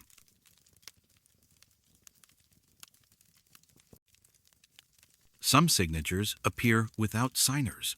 I'm Amy Richardson, and I've been funeral director at Willow Creek Funeral Home for 12 years. Part of my responsibility involves maintaining guest books during services, providing families with a lasting record of everyone who came to honor their loved one's memory. It's a small but meaningful detail that brings comfort to grieving relatives who want to know their loss was acknowledged by friends, colleagues, and community members. But for the past 3 years, every guest book has contained one signature that doesn't belong to any actual visitor. The name is always the same: Sarah Beth, loving daughter. Written in the same faded blue ink, in the same careful handwriting that suggests someone who learned penmanship in an earlier era. The signature appears after every service we conduct, regardless of the deceased's age, gender, or family connections. I first noticed it after Robert Chen's memorial service in March of 2021. Mr. Chen had been a retired accountant with a small circle of friends and colleagues. 43 people signed the guest book during the viewing and service, offering condolences to his widow and adult children. But when I reviewed the book before presenting it to the family, I found 44 signatures. The extra name, Sarah Beth, loving daughter, was written between two legitimate entries, in handwriting that didn't match any of the other signatures. The ink appeared slightly faded, as if it had been written with an older pen, or had been on the page longer than the surrounding entries. I assumed one of Mr. Chen's relatives had signed on behalf of a daughter who couldn't attend. Families sometimes add names for people who wanted to be remembered but couldn't make the service. I presented the guest book to Mrs. Chen without mentioning the discrepancy, but 2 weeks later, the same thing happened during Margaret Foster's funeral service. 67 legitimate signatures, plus one entry for Sarah Beth, loving daughter, in identical handwriting and faded blue ink. This time, I asked Mrs. Foster's son about the signature. "I don't recognize the name," he said, studying the guest book carefully. "Mother didn't have any friends named Sarah Beth, and none of our family members go by that name. Maybe someone signed for a relative who couldn't attend? Possible. But the handwriting doesn't match anyone I know. And why would they write loving daughter instead of identifying whose daughter they meant?" The pattern continued through the spring and summer. Every funeral service, every guest book, every time the same mysterious signature appeared among the legitimate entries. Sarah Beth, loving daughter, in faded blue ink that seemed older than the paper it was written on. I began paying closer attention to the signing process during services. Guest books are typically positioned near the entrance to our chapel, allowing visitors to sign in as they arrive or depart. I started monitoring the area more carefully, hoping to identify when and how the extra signature was being added. But despite my vigilance, I never observed anyone writing the name Sarah Beth. The signature simply appeared among the other entries, always in chronological sequence, always in the same careful handwriting.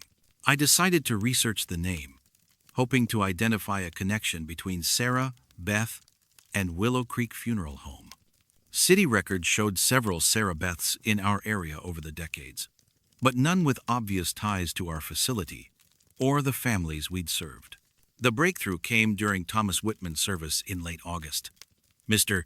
Whitman's family had specifically requested that I monitor the guest book carefully. They were compiling information for a memorial website and wanted to ensure complete accuracy in their records. I positioned myself within clear sight of the guest book throughout the entire service, documenting every person who approached to sign. 38 visitors signed the book during the viewing and ceremony. I watched each signature being written, verified the names against my attendance list, and confirmed that everyone had signed only once. But when I reviewed the guest book after the service, it contained 39 signatures. Sarah Beth, loving daughter, had been added between entries 14 and 15, two signatures I'd personally witnessed being written within minutes of each other. The mysterious name appeared in the exact same faded blue ink, in handwriting that was completely consistent with every other appearance over the past months. But I had been watching the guest book continuously. No one had approached between those two signings. No one had added any entry during that time period. The signature had appeared without a signer. I called my predecessor, Margaret Davis, who had managed Willow Creek Funeral Home for 25 years before retiring in 2019. If anyone would have insight into recurring anomalies at our facility, it would be Margaret. Margaret, I need to ask you about something unusual. Have you ever encountered extra signatures in guest books? Names that don't correspond to actual visitors? There was a long pause before Margaret responded. Sarah Beth? She said quietly. Yes. How did you know? She's been signing our guest books since 1998. Same handwriting, same ink, same message. Sarah Beth, loving daughter. I never figured out how or why. You dealt with this for over 20 years? Amy, I tried everything. I monitored guest books personally. I reviewed security footage. I even had the police investigate when I thought someone might be trespassing. The signature always appeared, but there was never any evidence of who was writing it. Margaret paused, and when she continued, her voice carried the weight of 2 decades spent wrestling with an unsolvable mystery. I eventually decided that Sarah Beth, whoever she is, needed to be at those services. Maybe she lost someone and never got the chance to properly say goodbye. Maybe she's honoring people who died without daughters to mourn them. I stopped trying to prevent it and started accepting it as part of the job. Did families ever complain about the extra signature? Just the opposite. Most families were touched by it. They assumed Sarah Beth was someone who'd been moved by their loved one's life, someone who wanted to express sympathy even though she couldn't attend in person. It became a source of comfort rather than confusion. After my conversation with Margaret, I began viewing Sarah Beth's signatures differently. Instead of an anomaly to be solved, I started seeing them as evidence that some connections transcend the boundaries between life and death. Every service we conduct at Willow Creek represents someone's final goodbye, a last chance for friends and family to gather, share memories, and formally acknowledge a life that has ended.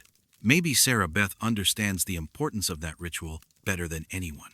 Maybe she's the daughter who never got to attend her own parents' funeral, who never had the chance to sign a guest book or formally express her love and loss.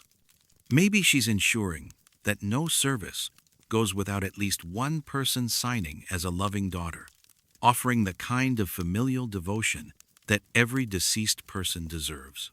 I've stopped trying to prevent or explain Sarah Beth's signatures. Instead, I've learned to appreciate them as a reminder that love persists beyond death, that some people continue to honor others long after conventional mourning has ended. When I present guest books to grieving families, I no longer mention the extra signature unless someone asks about it specifically. Most families assume Sarah Beth was a friend or distant relative who wanted to be remembered, and that assumption brings them comfort during their most difficult days. Because ultimately, that's exactly what Sarah Beth is, someone who wants to be remembered. Someone who understands that love requires witness, someone who ensures that every funeral service includes at least one signature written by a loving daughter. I still work at Willow Creek Funeral Home, still maintain guest books for every service we conduct. And every time I see that familiar signature in faded blue ink, I'm reminded that some people carry love so deeply that death cannot prevent them from continuing to express it. Some signatures appear without signers, but not without love. And maybe that's the most important truth of all.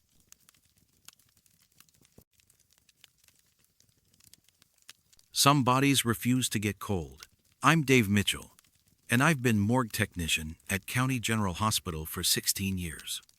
It's precise technical work that requires attention to detail and respect for the deceased while maintaining the proper procedures for body storage and preparation. Every aspect of morgue management follows strict protocols, especially temperature control, which is essential for preserving remains until family arrangements can be completed.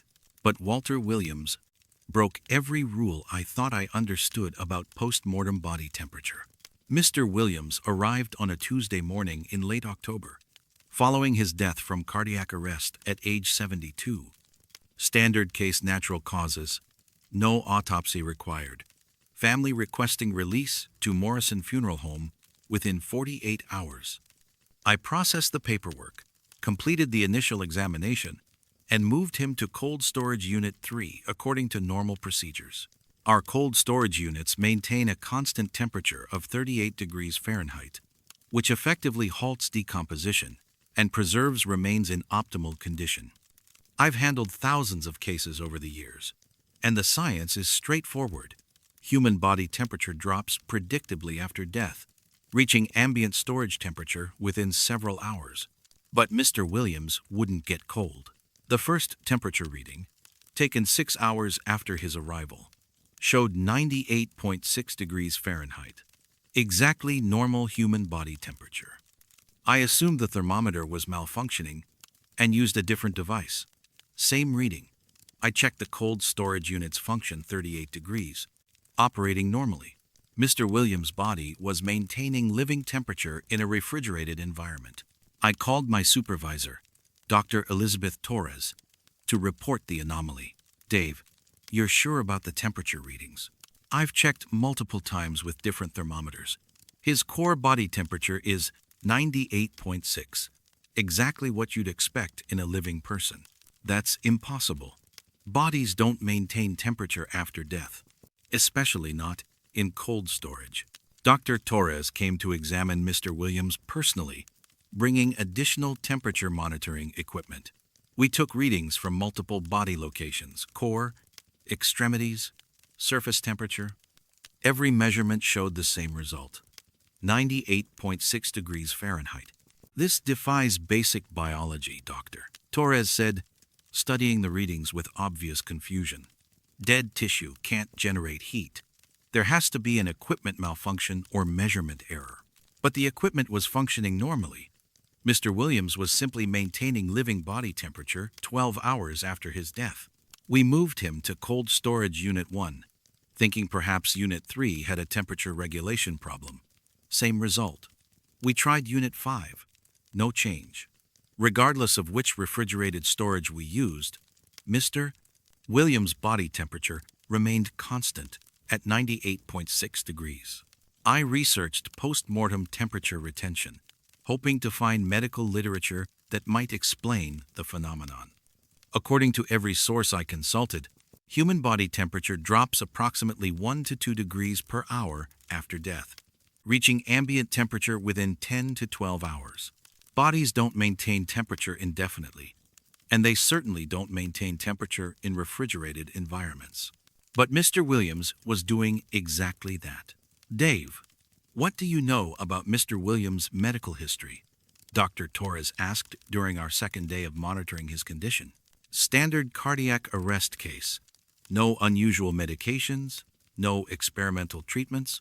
According to his records, he was in good health aside from minor heart disease. Any family members we can contact for additional information? I called Williams' daughter Patricia, hoping she might provide insight into her father's unusual post-mortem condition. Mrs. Patterson, this is Dave Mitchell from County General's Morgue. I'm calling about your father's case. Did he have any unusual medical conditions we should be aware of? What do you mean, unusual? Anything that might affect his body temperature or metabolic function. Patricia paused before responding, and when she did, her voice carried a note of affectionate amusement. Mr. Mitchell, my father was the warmest person you could ever meet, not just personality-wise, but physically. He ran hot his entire life. Even in winter, he'd wear short sleeves, while the rest of us were bundling up in coats. Did doctors ever investigate this? Oh yes, multiple times over the years. They ran every test imaginable but never found any medical explanation. Dad's body just operated at a higher temperature than normal. He was always 99 or 100 degrees, even when he felt perfectly healthy. Patricia's information was interesting, but didn't explain why her father's body was maintaining temperature after death. Mrs. Patterson, did your father ever express any particular views about death or dying? Actually, yes. Dad always said he was too stubborn to die properly. He used to joke that when his time came, he'd probably find some way to stick around and keep an eye on everyone. After 3 days of constant monitoring, Mr. Williams' body temperature remained exactly 98.6 degrees. The refrigeration units were functioning normally. Other bodies in adjacent storage were cooling appropriately. But Mr. Williams refused to follow basic biological rules. Dr. Torres decided to contact the county medical examiner to report the anomaly and request guidance. Doctor, we have a situation that doesn't fit any protocols I'm familiar with, she explained over the phone. We have a deceased individual whose body temperature won't drop despite proper cold storage.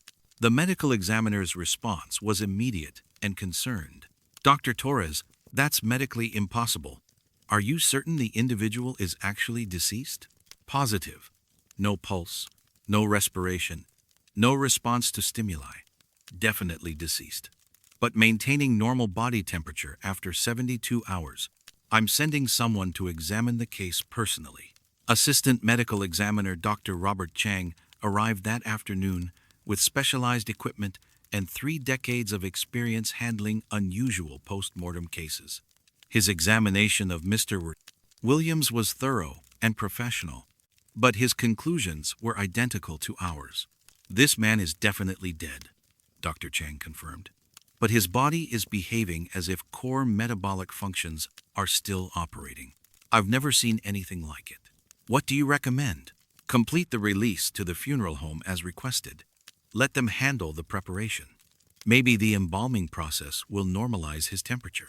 I called Morrison Funeral Home to arrange Mr. Williams' transfer, mentioning that he had some unusual characteristics they should be aware of. What kind of unusual characteristics? Asked the funeral director. His body temperature isn't dropping normally.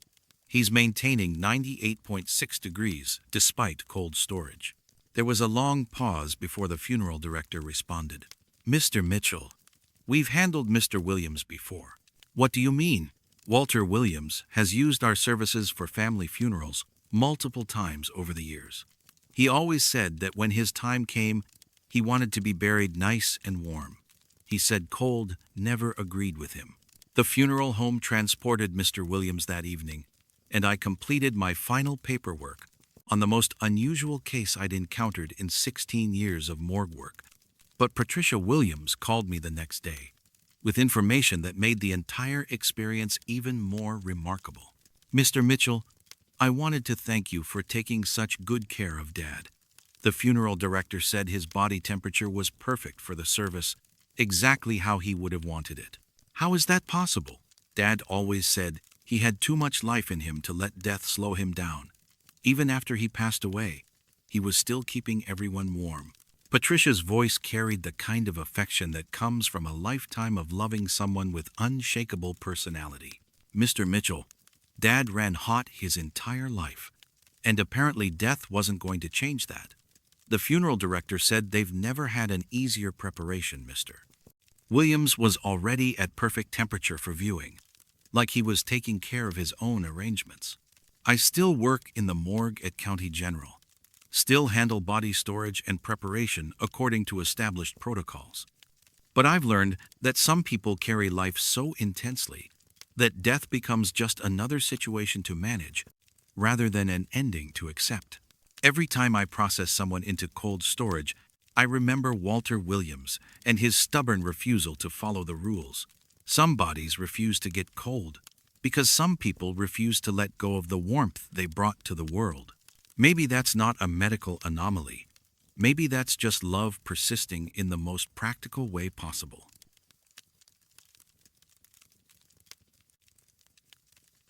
Some dates are carved before they happen. I'm Lisa Chen, and I've been a stone engraver at Memorial Arts for 8 years. It's skilled craftwork that requires precision, patience, and deep respect for the families who trust me to create lasting tributes to their loved ones. Every headstone, every memorial plaque, every engraved date represents someone's final legacy, carved in granite or marble that will endure for generations. But Sarah Mueller's headstone showed me that time doesn't always work the way we think it does.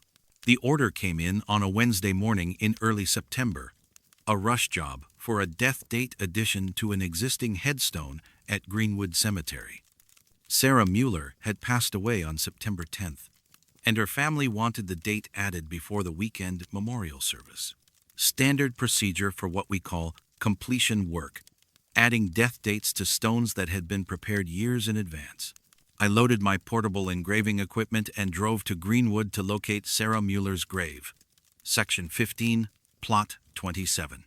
According to the work order, the family had provided GPS coordinates to ensure accuracy, since many people find cemetery navigation confusing. But when I found Sarah Mueller's headstone, I stopped dead in my tracks.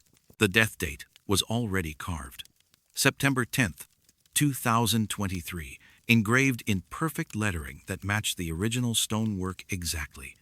The granite showed no signs of recent carving. The inscription looked weathered, settled, like it had been part of the headstone for years. I checked the work order again. Sarah Mueller, Section 15, Plot 27, death date September 10th. The location was correct, the name was correct, the date was correct, but the work had already been completed by someone else. I called Memorial Arts to clarify the situation. Janet, this is Lisa.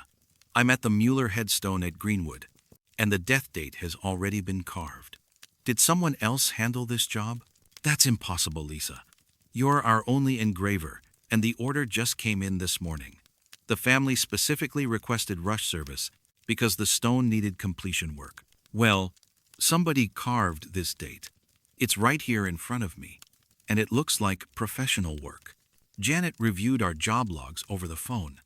Lisa, we have no record of any previous work on Sarah Mueller's headstone. This is the first order we've received for that stone. I examined the engraving more carefully. The lettering was identical to my own work. Same font, same depth, same finishing technique. Not just similar professional quality, but specifically my style of engraving. The tool marks, the letter spacing, the way the numbers were proportioned. Everything matched my distinctive approach to stone carving. It was my work, but I'd never seen this headstone before in my life. I took photographs and called the Mueller family to clarify whether they'd hired another engraver. Mrs. Mueller, this is Lisa Chen from Memorial Arts. I'm at your mother's headstone, and I need to verify some details about the engraving work. Of course, we're so grateful you could handle the rush job. Ma'am, the death date appears to have already been carved. Did your family arrange for engraving services with someone else? There was confusion in Mrs. Mueller's voice when she responded. No, you're the only engraver we've contacted. We specifically wanted Memorial Arts to handle the work because of your reputation for quality. Mrs. Mueller, when was your mother's headstone originally installed? About 15 years ago, when Dad passed away. Mother had both names carved at the same time, with Dad's death date and a blank space for her own date when the time came. I stared at the headstone, trying to understand what I was seeing. Sarah Mueller's death date was carved in stone, in my distinctive style, on a job I'd never performed. But according to everyone involved, no engraver had been hired until this morning. Mrs. Mueller, I need to ask you something unusual. What date did your mother pass away? September 10th. Yesterday morning, my blood went cold. What's today's date? September 11th. That's why we needed rush service. The memorial is this weekend. I looked at the engraved date again. September 10th, 2023. The date was correct, but the carving had clearly been done long before yesterday. The weathering, The settling, the way the carved letters had collected dirt and debris, this engraving was old. But Sarah Mueller had died yesterday. I called my supervisor at Memorial Arts to report the situation. Janet, I need you to check something in our records. Have we ever done any work for the Mueller family? Sarah or Robert Mueller? Greenwood Cemetery?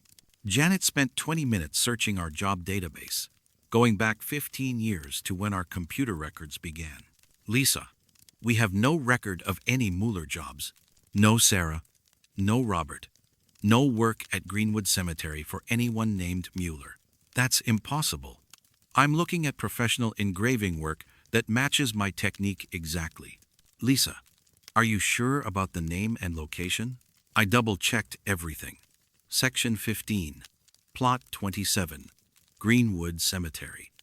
Sarah Elizabeth Mueller, beloved wife and mother, 1948 to September 10th, 2023.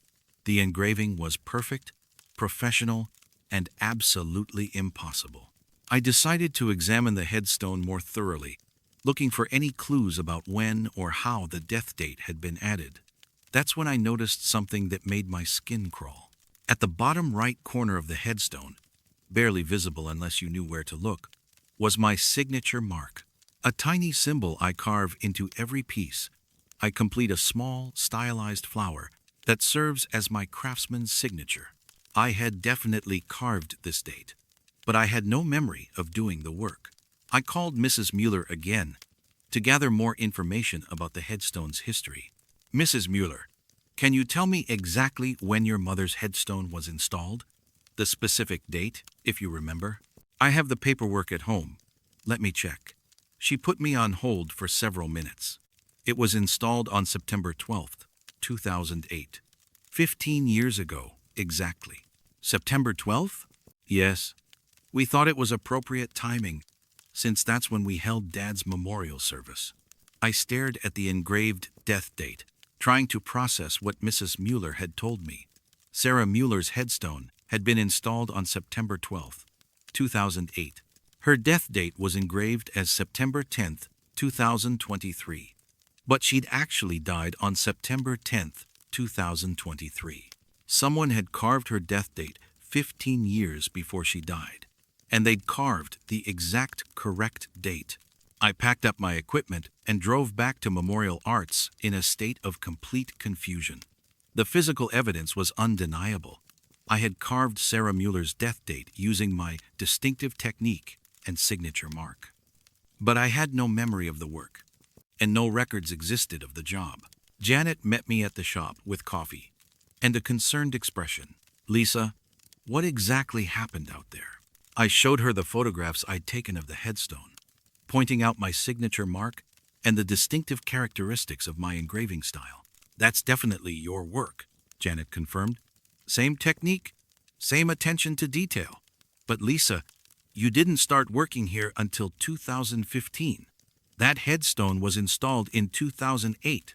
Then who carved the death date? Janet studied the photographs more carefully, comparing them to examples of my recent work. Lisa, this is going to sound crazy, but what if you carved that date yesterday and somehow forgot about it? What if there's a perfectly logical explanation that we're missing?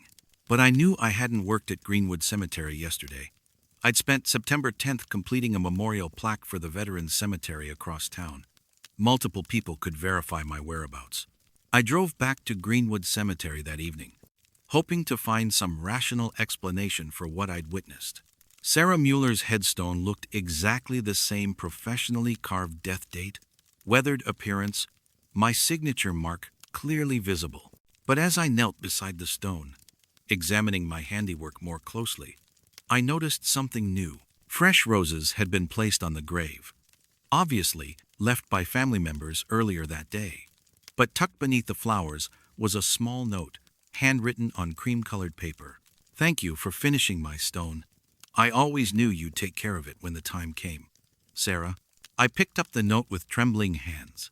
The handwriting was elderly, careful, the kind of script someone learns in school decades ago. The paper was slightly yellowed, as if it had been written some time ago and left waiting for the right moment. But Sarah Mueller had died yesterday. She couldn't have written a note thanking me for work I didn't remember doing. I've continued working as a stone engraver at Memorial Arts, still creating lasting tributes for families who need my skills.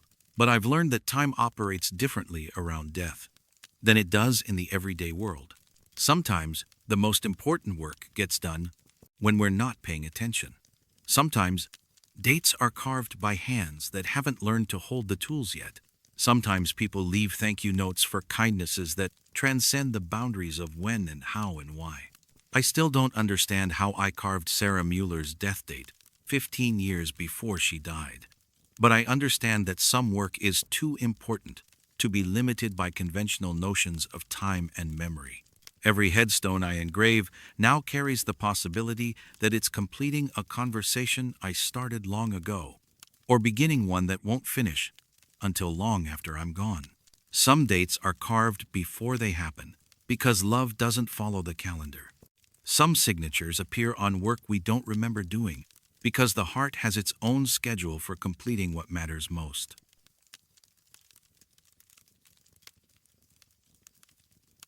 Some gatherings leave traces in the living world. I'm Mark Stevens, and I've been night attendant at Peaceful Rest Funeral Home for 9 years.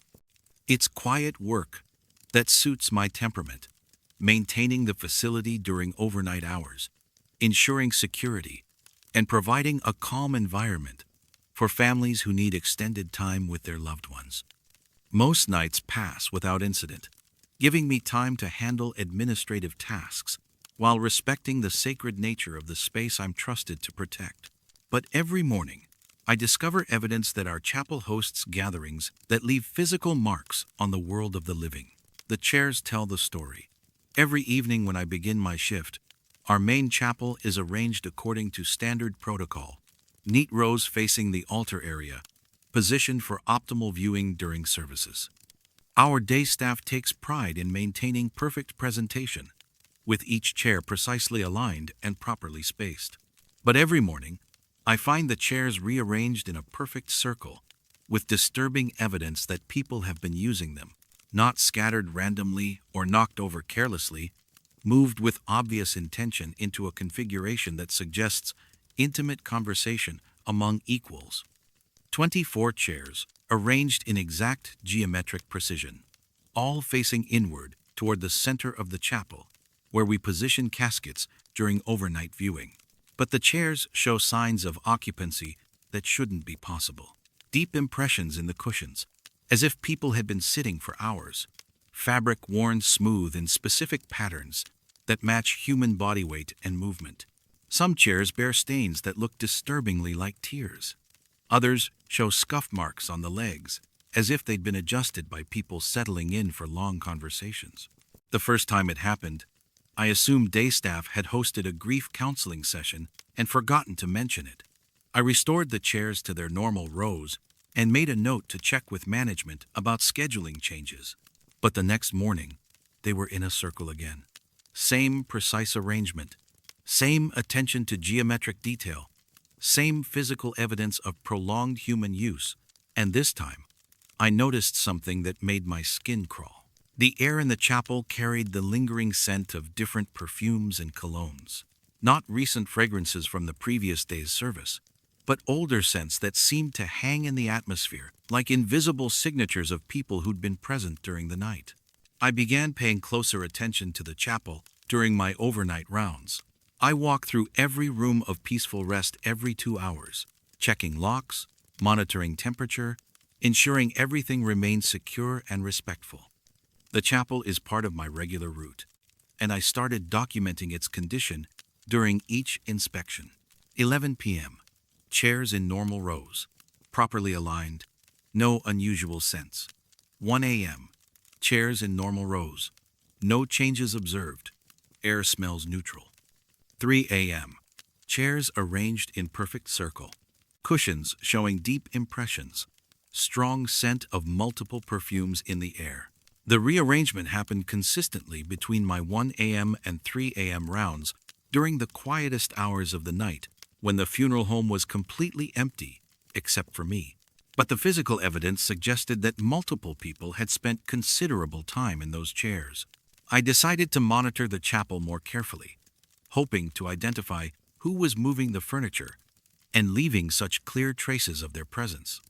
Our security system includes motion sensors throughout the building, but they're calibrated to detect living movement. If people were entering the chapel to rearrange chairs, the sensors should trigger, but the motion detection logs showed no activity in the chapel during the hours when the chairs were being moved and occupied. According to our security system, the chapel remained empty all night. According to the physical evidence I found every morning, multiple people were definitely using the space for extended periods. I installed a dedicated camera focused on the chapel interior, hoping to capture footage of whoever was creating these disturbances. The camera had night vision capability and motion activation, so it should record any activity in the room. The first week of surveillance produced footage that defied rational explanation. The camera triggered multiple times each night, indicating motion in the chapel. But when I reviewed the recordings, the chapel appeared empty while the chairs moved themselves into circle formation. More disturbing was what happened to the chairs during the apparently empty hours between arrangement and my morning discovery. The cushions would gradually compress, as if invisible people were settling into them. Fabric would wrinkle and shift in patterns consistent with human movement. The chairs themselves would rock slightly, as if people were leaning forward in conversation or adjusting their positions for comfort. But no people were visible in any frame of the footage. I was watching the physical effects of human presence without any humans to create those effects. I called our security company to report the anomalies, hoping for technical explanations that might account for the footage. Mark, we've reviewed your camera specifications and installation. The equipment is functioning normally. Are you certain there's no one entering the chapel during these incidents? I'm watching chairs compress under invisible weight and move as if people are sitting in them. The camera shows empty space, but the physical effects are clearly visible. What about environmental factors? Temperature changes, air currents, building settling. I'd considered those possibilities, but they didn't explain the systematic nature of the chair arrangements or the personal items I'd started finding. Used tissues in the small wastebasket near the altar, water glasses with fingerprints and lip marks. Occasionally, small personal items, a handkerchief, a pair of reading glasses, a wedding ring left behind on chairs, as if their owners had set them down during emotional moments. All items that suggested real people had been present, despite the complete absence of any visible human activity. I decided to research Peaceful Rest's history, hoping to understand who might be drawn to gather in our chapel during the overnight hours. What I discovered in our archived records changed everything I thought I understood about the building. Peaceful Rest had hosted grief support groups from 1983 to 1995. Thursday evenings, people who had lost spouses, children, or parents would gather in our chapel to share their experiences and support each other through the mourning process. The support groups used circular seating arrangements to ensure everyone felt equal and included in the conversation. I found a registration book from the support group era, listing over 100 people who had participated during those 12 years. The book contained detailed notes about each session who attended, what topics were discussed, how the healing process progressed for individual participants. But the most unsettling discovery was a pattern in the dates of death for many group members. 67 of the people who had attended grief support groups at Peaceful Rest had themselves died in the years since the program ended. Car accidents, illnesses, old age natural deaths that occurred over a span of nearly 30 years. But according to the registration book, they'd formed deep bonds during their time in our chapel. Many had written about how the Thursday evening sessions had saved their lives, helped them process unbearable grief, given them the strength to continue living after devastating loss. I found personal testimonials written by group members in the margins of the registration book. This circle saved my life after losing Sarah. Finally found people who understand what it's like. Thursday evenings are the only time I feel connected to hope. These people, became my family when I had no one left. Reading those testimonials while standing in our chapel, surrounded by chairs arranged in the same circular pattern described in the archives, I began to understand what I'd been witnessing. The Thursday evening circle was still meeting, not all of the original members, but enough of them to maintain the tradition that had provided comfort during their darkest hours. Death had claimed many of the participants, but it hadn't ended their need for community and mutual support. They were continuing to gather in the place where they'd learned to process grief together, maintaining connections that transcended the boundaries between life and death. That night, I decided to approach the situation differently. Instead of trying to prevent or investigate the chair rearrangement, I began preparing for it. I ensured the chapel was perfectly clean, the temperature comfortable, and the lighting soft and welcoming. If people were gathering in our chapel regardless of their current status among the living, they deserved a space that honored the dignity of their assembly. I also started leaving small offerings of hospitality, fresh tissues near each chair, water glasses positioned within easy reach, soft music playing at barely audible volume. The kind of environment that would support people processing difficult emotions and sharing personal struggles. The evidence of occupancy became more pronounced after I started preparing the chapel for their meetings. Chairs showed deeper impressions, personal items appeared more frequently, and the scent of multiple perfumes became so strong that it lingered until well into the next day. But I also found new evidence that suggested the gatherings were helping their participants. Thank you notes written on chapel stationery, expressing gratitude for continued support and community. Small donations left in our collection box, with notes indicating they were from Thursday Evening Circle members. Flowers placed near the altar with cards signed by names I recognized from the archived registration book. People who had been dead for years were continuing to contribute to the funeral home that had provided them with healing during their time among the living. One morning in late autumn, I found a note that changed my entire understanding of what was happening in our chapel. Tucked under one of the chairs was a handwritten letter on cream-colored paper. Dear Mark, we wanted you to know how much we appreciate the care you take in preparing our meeting space.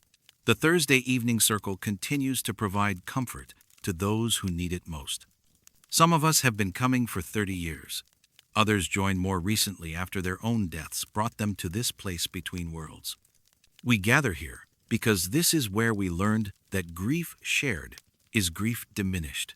Thank you for understanding that some healing takes longer than one lifetime.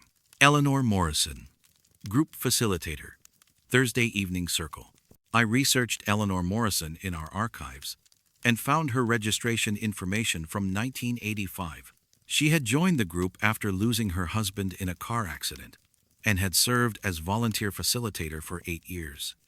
Eleanor had died in 1998, but apparently, her commitment to helping others process grief had continued beyond her death.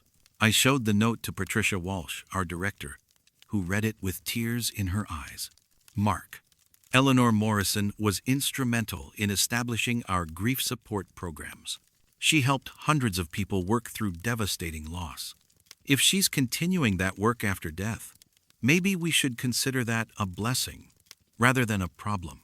Patricia made a decision that reflected both professional compassion and practical business sense. Leave them alone. If the Thursday Evening Circle wants to continue meeting in our chapel, they have my permission. Just make sure they're comfortable and safe. I've continued working night shifts at Peaceful Rest Funeral Home, and I've continued preparing our chapel for meetings that happen between the world of the living and the world of the dead. Every Thursday night, chairs are rearranged into a perfect circle.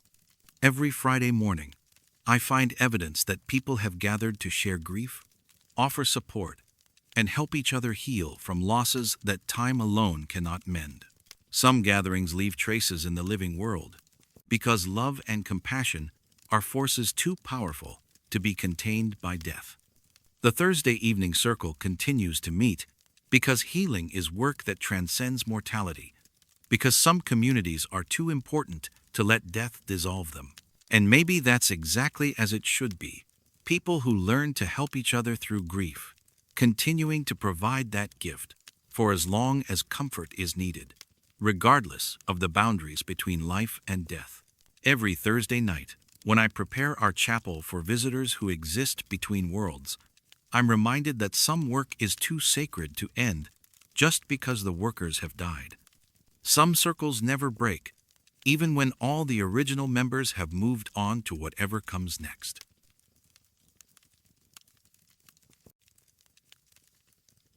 Some clothes choose themselves. I'm Ruby Martinez, and I've been funeral assistant at Heritage Memorial Home for 6 years.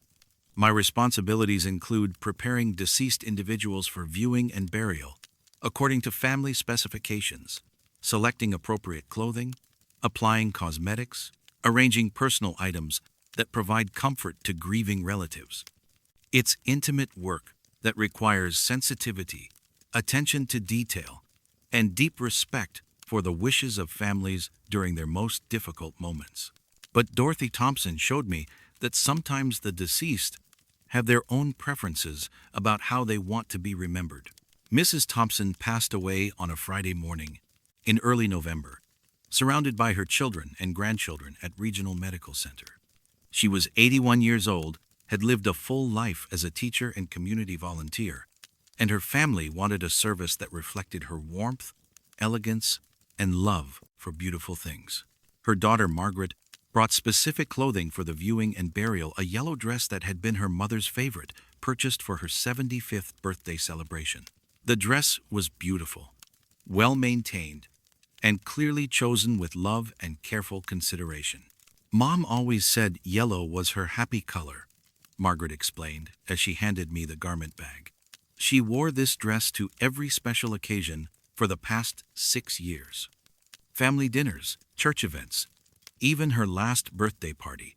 She looked radiant in it. The dress was perfect for Mrs. Thompson, elegant but not ostentatious, with a flattering cut and beautiful fabric that would photograph well for the memorial service. I hung it carefully in our preparation room and made notes about accessories and jewelry the family had requested. That evening, I began the process of dressing Mrs. Thompson for her viewing. Standard procedure involves gentle handling, respectful positioning, and careful attention to details that matter to families. I had laid out the yellow dress, appropriate undergarments, and the pearl necklace Margaret had specifically requested. But when I approached Mrs. Thompson to begin the dressing process, she was already wearing clothing. A navy blue suit I had never seen before, well-tailored, obviously expensive, with pearl buttons and elegant styling that suggested it was from several decades ago. The fabric was pristine, the fit was perfect, and Mrs. Thompson looked absolutely beautiful in the outfit. But it wasn't the yellow dress her family had requested. I checked my preparation notes, assuming I had made an error in my initial assessment. The work order clearly specified yellow dress, family provided, hanging in prep room. The yellow dress was exactly where I had left it, untouched on its hanger.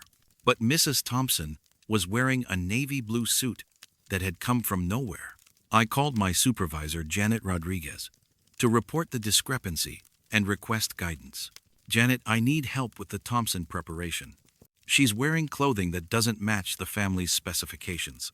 What do you mean she's wearing clothing? You haven't dressed her yet.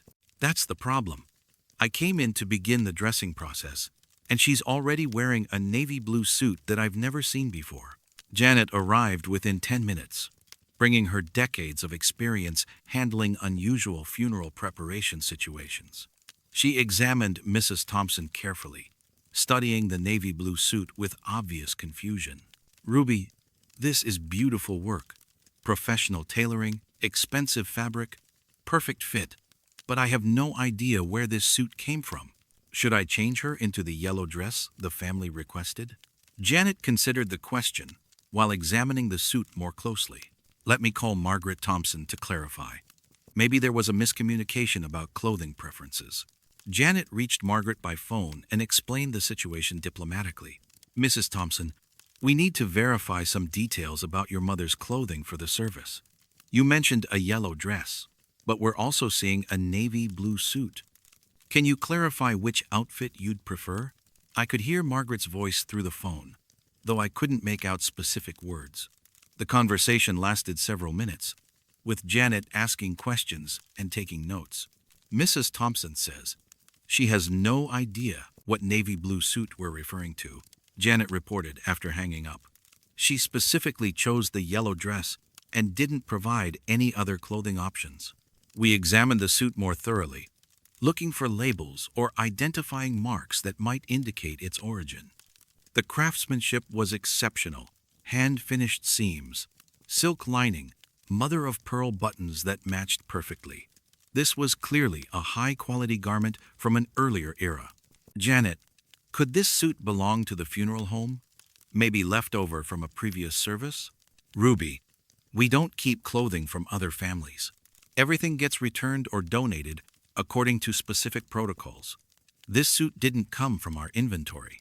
I called Margaret Thompson directly to gather more information about her mother's wardrobe and clothing preferences. Mrs. Thompson, this is Ruby Martinez from Heritage Memorial. I need to ask you about the navy blue suit your mother is wearing. I told your supervisor I don't know anything about a navy blue suit. Mom didn't own anything like that. She preferred bright colors, especially yellow and pink. Mrs. Thompson, can you describe what your mother wore to special occasions when she was younger? Margaret paused, and when she responded, her voice carried a note of surprise. Well, actually, when I was growing up, Mom always wore navy blue to important events. She had this beautiful suit she'd bought for her wedding reception in 1962, but she donated that to charity years ago when she decided she preferred brighter colors. What did the wedding suit look like? Navy blue with pearl buttons, silk lining, the most elegant thing she owned. She looked absolutely radiant in it. But Ruby, that suit has been gone for at least 20 years.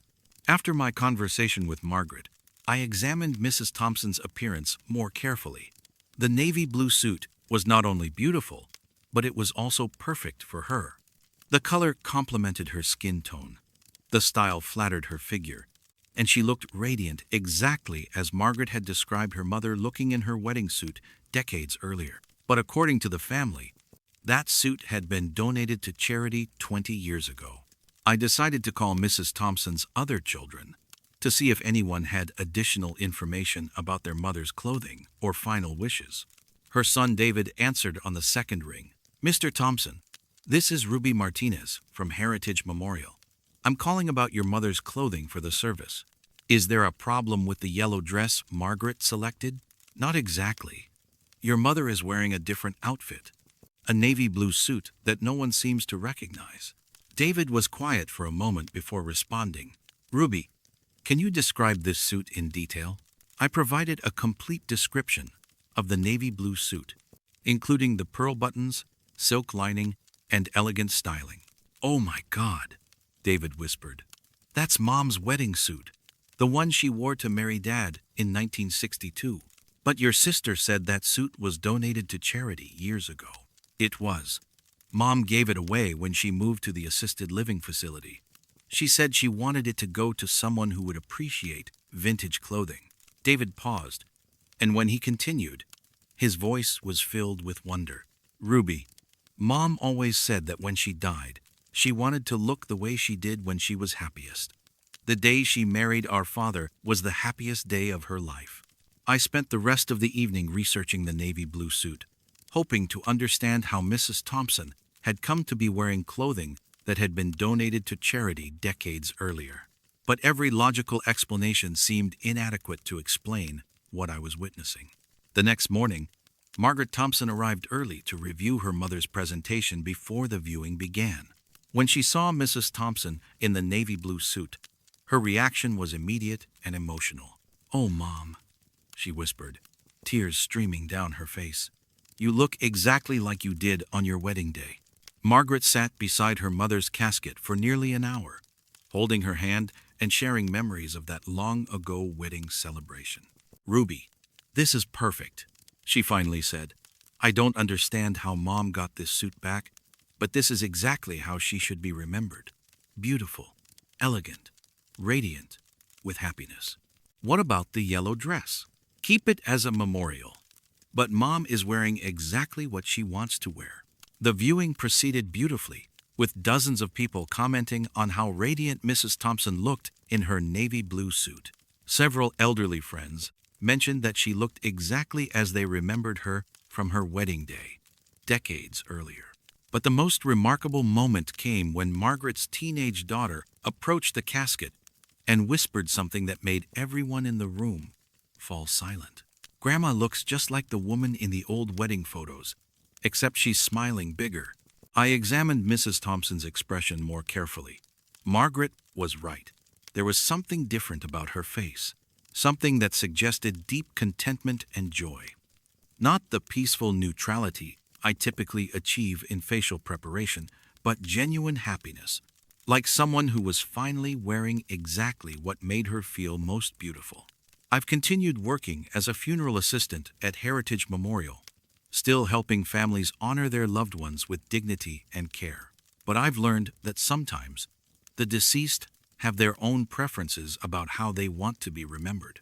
Mrs. Thompson taught me that some clothes choose themselves, that some people know exactly how they want to look when they say their final goodbye. Maybe the navy blue suit found its way back to her, because love transcends time and space, and the practical limitations of charity donations. Or maybe some happiness is so profound that it can recreate itself exactly when it's needed most. Either way, Mrs. Thompson looked radiant in her navy blue suit, exactly as she had on the happiest day of her life. And maybe that's the most important thing of all, helping people look the way they want to be remembered, regardless of how impossible that might seem.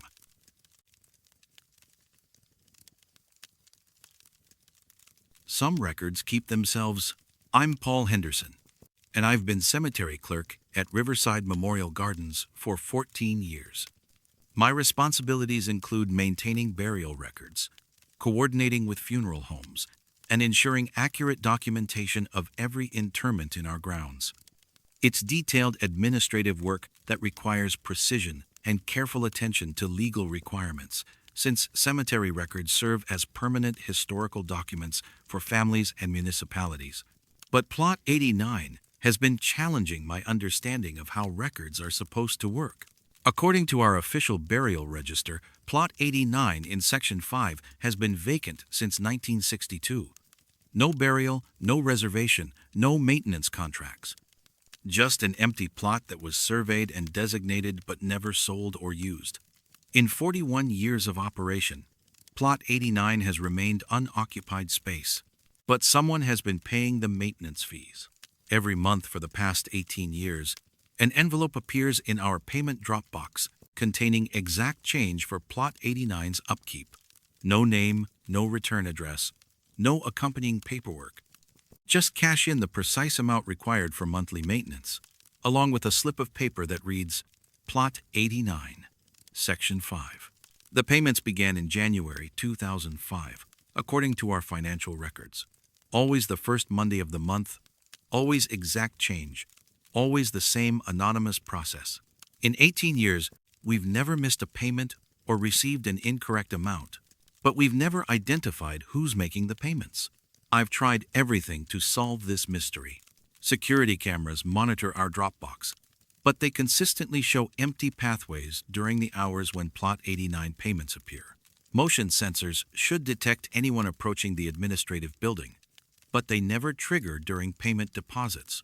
The money simply appears, month after month, with clockwork regularity. Paul, this is highly irregular, noted our business manager, Linda Chen, during a financial review last spring.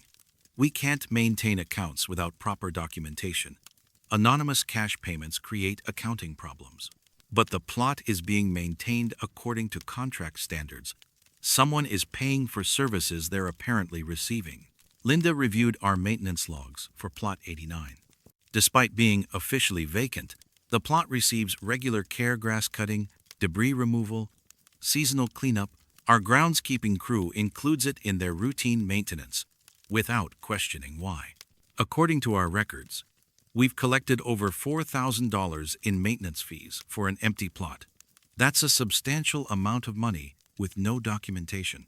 I decided to visit Plot 89 personally, hoping to understand why someone would pay to maintain an empty piece of cemetery ground. Section 5 is one of our oldest areas, established in the early 1960s when Riverside Memorial first opened. Most plots in that section contain burials from the 60s and 70s, with well-established headstones and mature landscaping. But Plot 89 looked different than I expected. The grass grew in a perfect rectangle that matched standard grave dimensions, not overgrown or wild like truly vacant land, but carefully maintained in a pattern that suggested deliberate landscaping.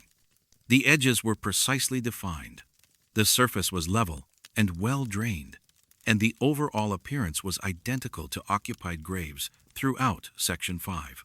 Except there was no headstone, no marker, no indication of who might be buried there. I checked our original survey maps to confirm Plot 89's boundaries and legal description. The documentation was clear. This specific piece of ground had been designated as Plot 89, but had never been sold or assigned to any family. Yet someone was obviously caring for it, as if it contained a beloved relative.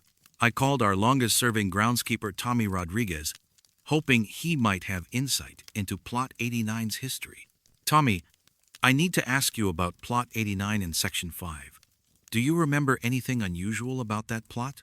You mean the one with no headstone but perfect grass? Yes, exactly.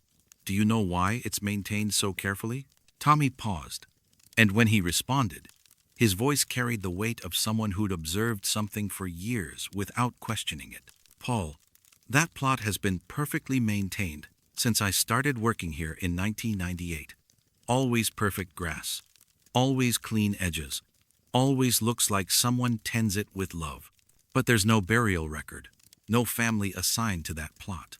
I know, but every month someone leaves flowers there. Small bouquet, always white lilies, always placed right in the center where a headstone would go. I asked Tommy to show me these monthly flower tributes, but he explained that they appeared and disappeared according to their own schedule. First Monday of every month, white lilies appear around sunrise. By the end of the week, they're gone. Never wilted, never blown away by wind. They just disappear as quietly as they arrive. The pattern Tommy described matched exactly with the maintenance payment schedule. First Monday of every month, flowers appeared on Plot 89. First Monday of every month, maintenance fees appeared in our drop box. Someone was coordinating both tributes with precise timing and obvious care. I decided to monitor Plot 89 during the first Monday of December, hoping to observe both the flower placement and understand who was maintaining this mysterious routine. I arrived at Riverside Memorial before dawn and positioned myself where I could observe Section 5 without being obvious. At exactly 6:15 a.m., white lilies appeared on Plot 89. Not placed by human hands, not dropped from above, the flowers simply materialized in the center of the perfectly maintained grass rectangle, arranged in a small, neat bouquet that looked professionally prepared. I approached immediately, hoping to find some clue about their origin. The lilies were fresh, beautiful, with long stems and no signs of transport or handling. They appeared to have grown exactly where they now rested, despite the impossibility of that explanation. I checked our drop box. The monthly maintenance payment was already there, exact change in an unmarked envelope, along with the usual slip of paper identifying Plot 89. But I had been watching the area continuously since before dawn. No one had approached the plot, no one had visited the drop box, no one had made any payments or left any flowers. Both tributes had appeared without human intervention. I called Linda Chen to report what I'd witnessed and request guidance about how to handle the situation. Linda, I need to discuss Plot 89 again. I've observed the payment and flower placement process, and I can't identify any natural explanation. What do you mean? I mean the maintenance fees and flowers appear without anyone placing them. I watched continuously, and both items materialized without human involvement. Linda was quiet for a long moment before responding. Paul, that's impossible.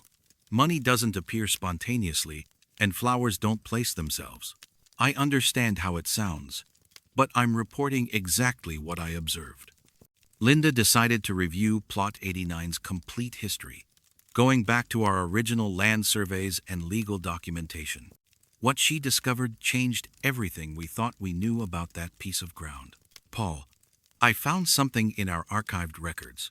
Plot 89 was originally purchased in 1962 by a woman named Elizabeth Morrison. Full payment, proper documentation, legal transfer of ownership, but our current records show it as vacant. That's the strange part. Elizabeth Morrison's paperwork disappeared from our active files sometime in the 1970s. No explanation, no transfer records, no indication of what happened to the documentation. Linda showed me photocopies of the original purchase agreement. Elizabeth Morrison, age 28, had bought Plot 89 as a burial site for herself and paid for perpetual maintenance in advance. According to this contract, Elizabeth Morrison is entitled to burial in Plot 89 and has prepaid for ongoing maintenance until the end of time. What happened to Elizabeth Morrison? Linda spent the rest of the day researching Elizabeth's life and death. What she found explained everything about Plot 89's mysterious maintenance routine. Paul, Elizabeth Morrison died in 1974, but there's no record of her burial anywhere in the city. No grave, no cremation, no documentation of final disposition. She just disappeared? According to city records, Elizabeth Morrison died in a house fire that destroyed her home and all her personal possessions. Her body was never recovered, and she was declared legally dead with no remains to bury. Linda showed me Elizabeth's obituary from 1974. Elizabeth Morrison, age 40, beloved teacher and community volunteer. No surviving family. Memorial service held at St. Mary's Cathedral. I understood immediately. Elizabeth Morrison had purchased Plot 89 as her final resting place, but circumstances had prevented her burial there. For nearly 50 years, she'd been maintaining the plot she'd bought for herself, ensuring it remained ready for the burial that never happened.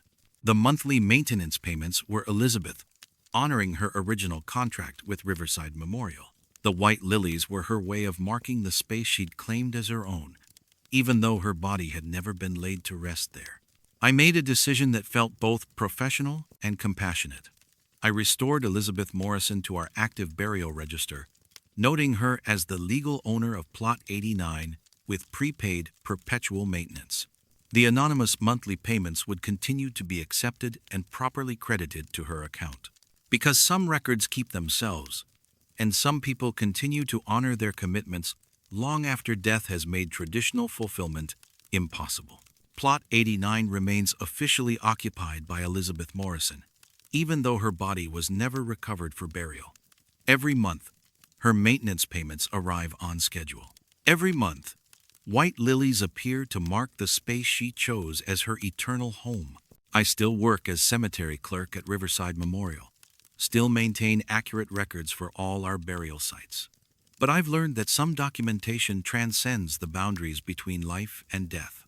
Elizabeth Morrison bought Plot 89 in 1962 and has been taking care of it ever since. Maybe that's exactly how it should be. People keeping their promises regardless of the obstacles that try to prevent them from honoring their commitments. Some plots remain occupied even when they appear empty. Some maintenance continues even when the person paying for it has been gone for 50 years. And maybe that's the most important lesson of all: love and responsibility to persist beyond death, ensuring that promises are kept and sacred spaces are honored for as long as forever allows.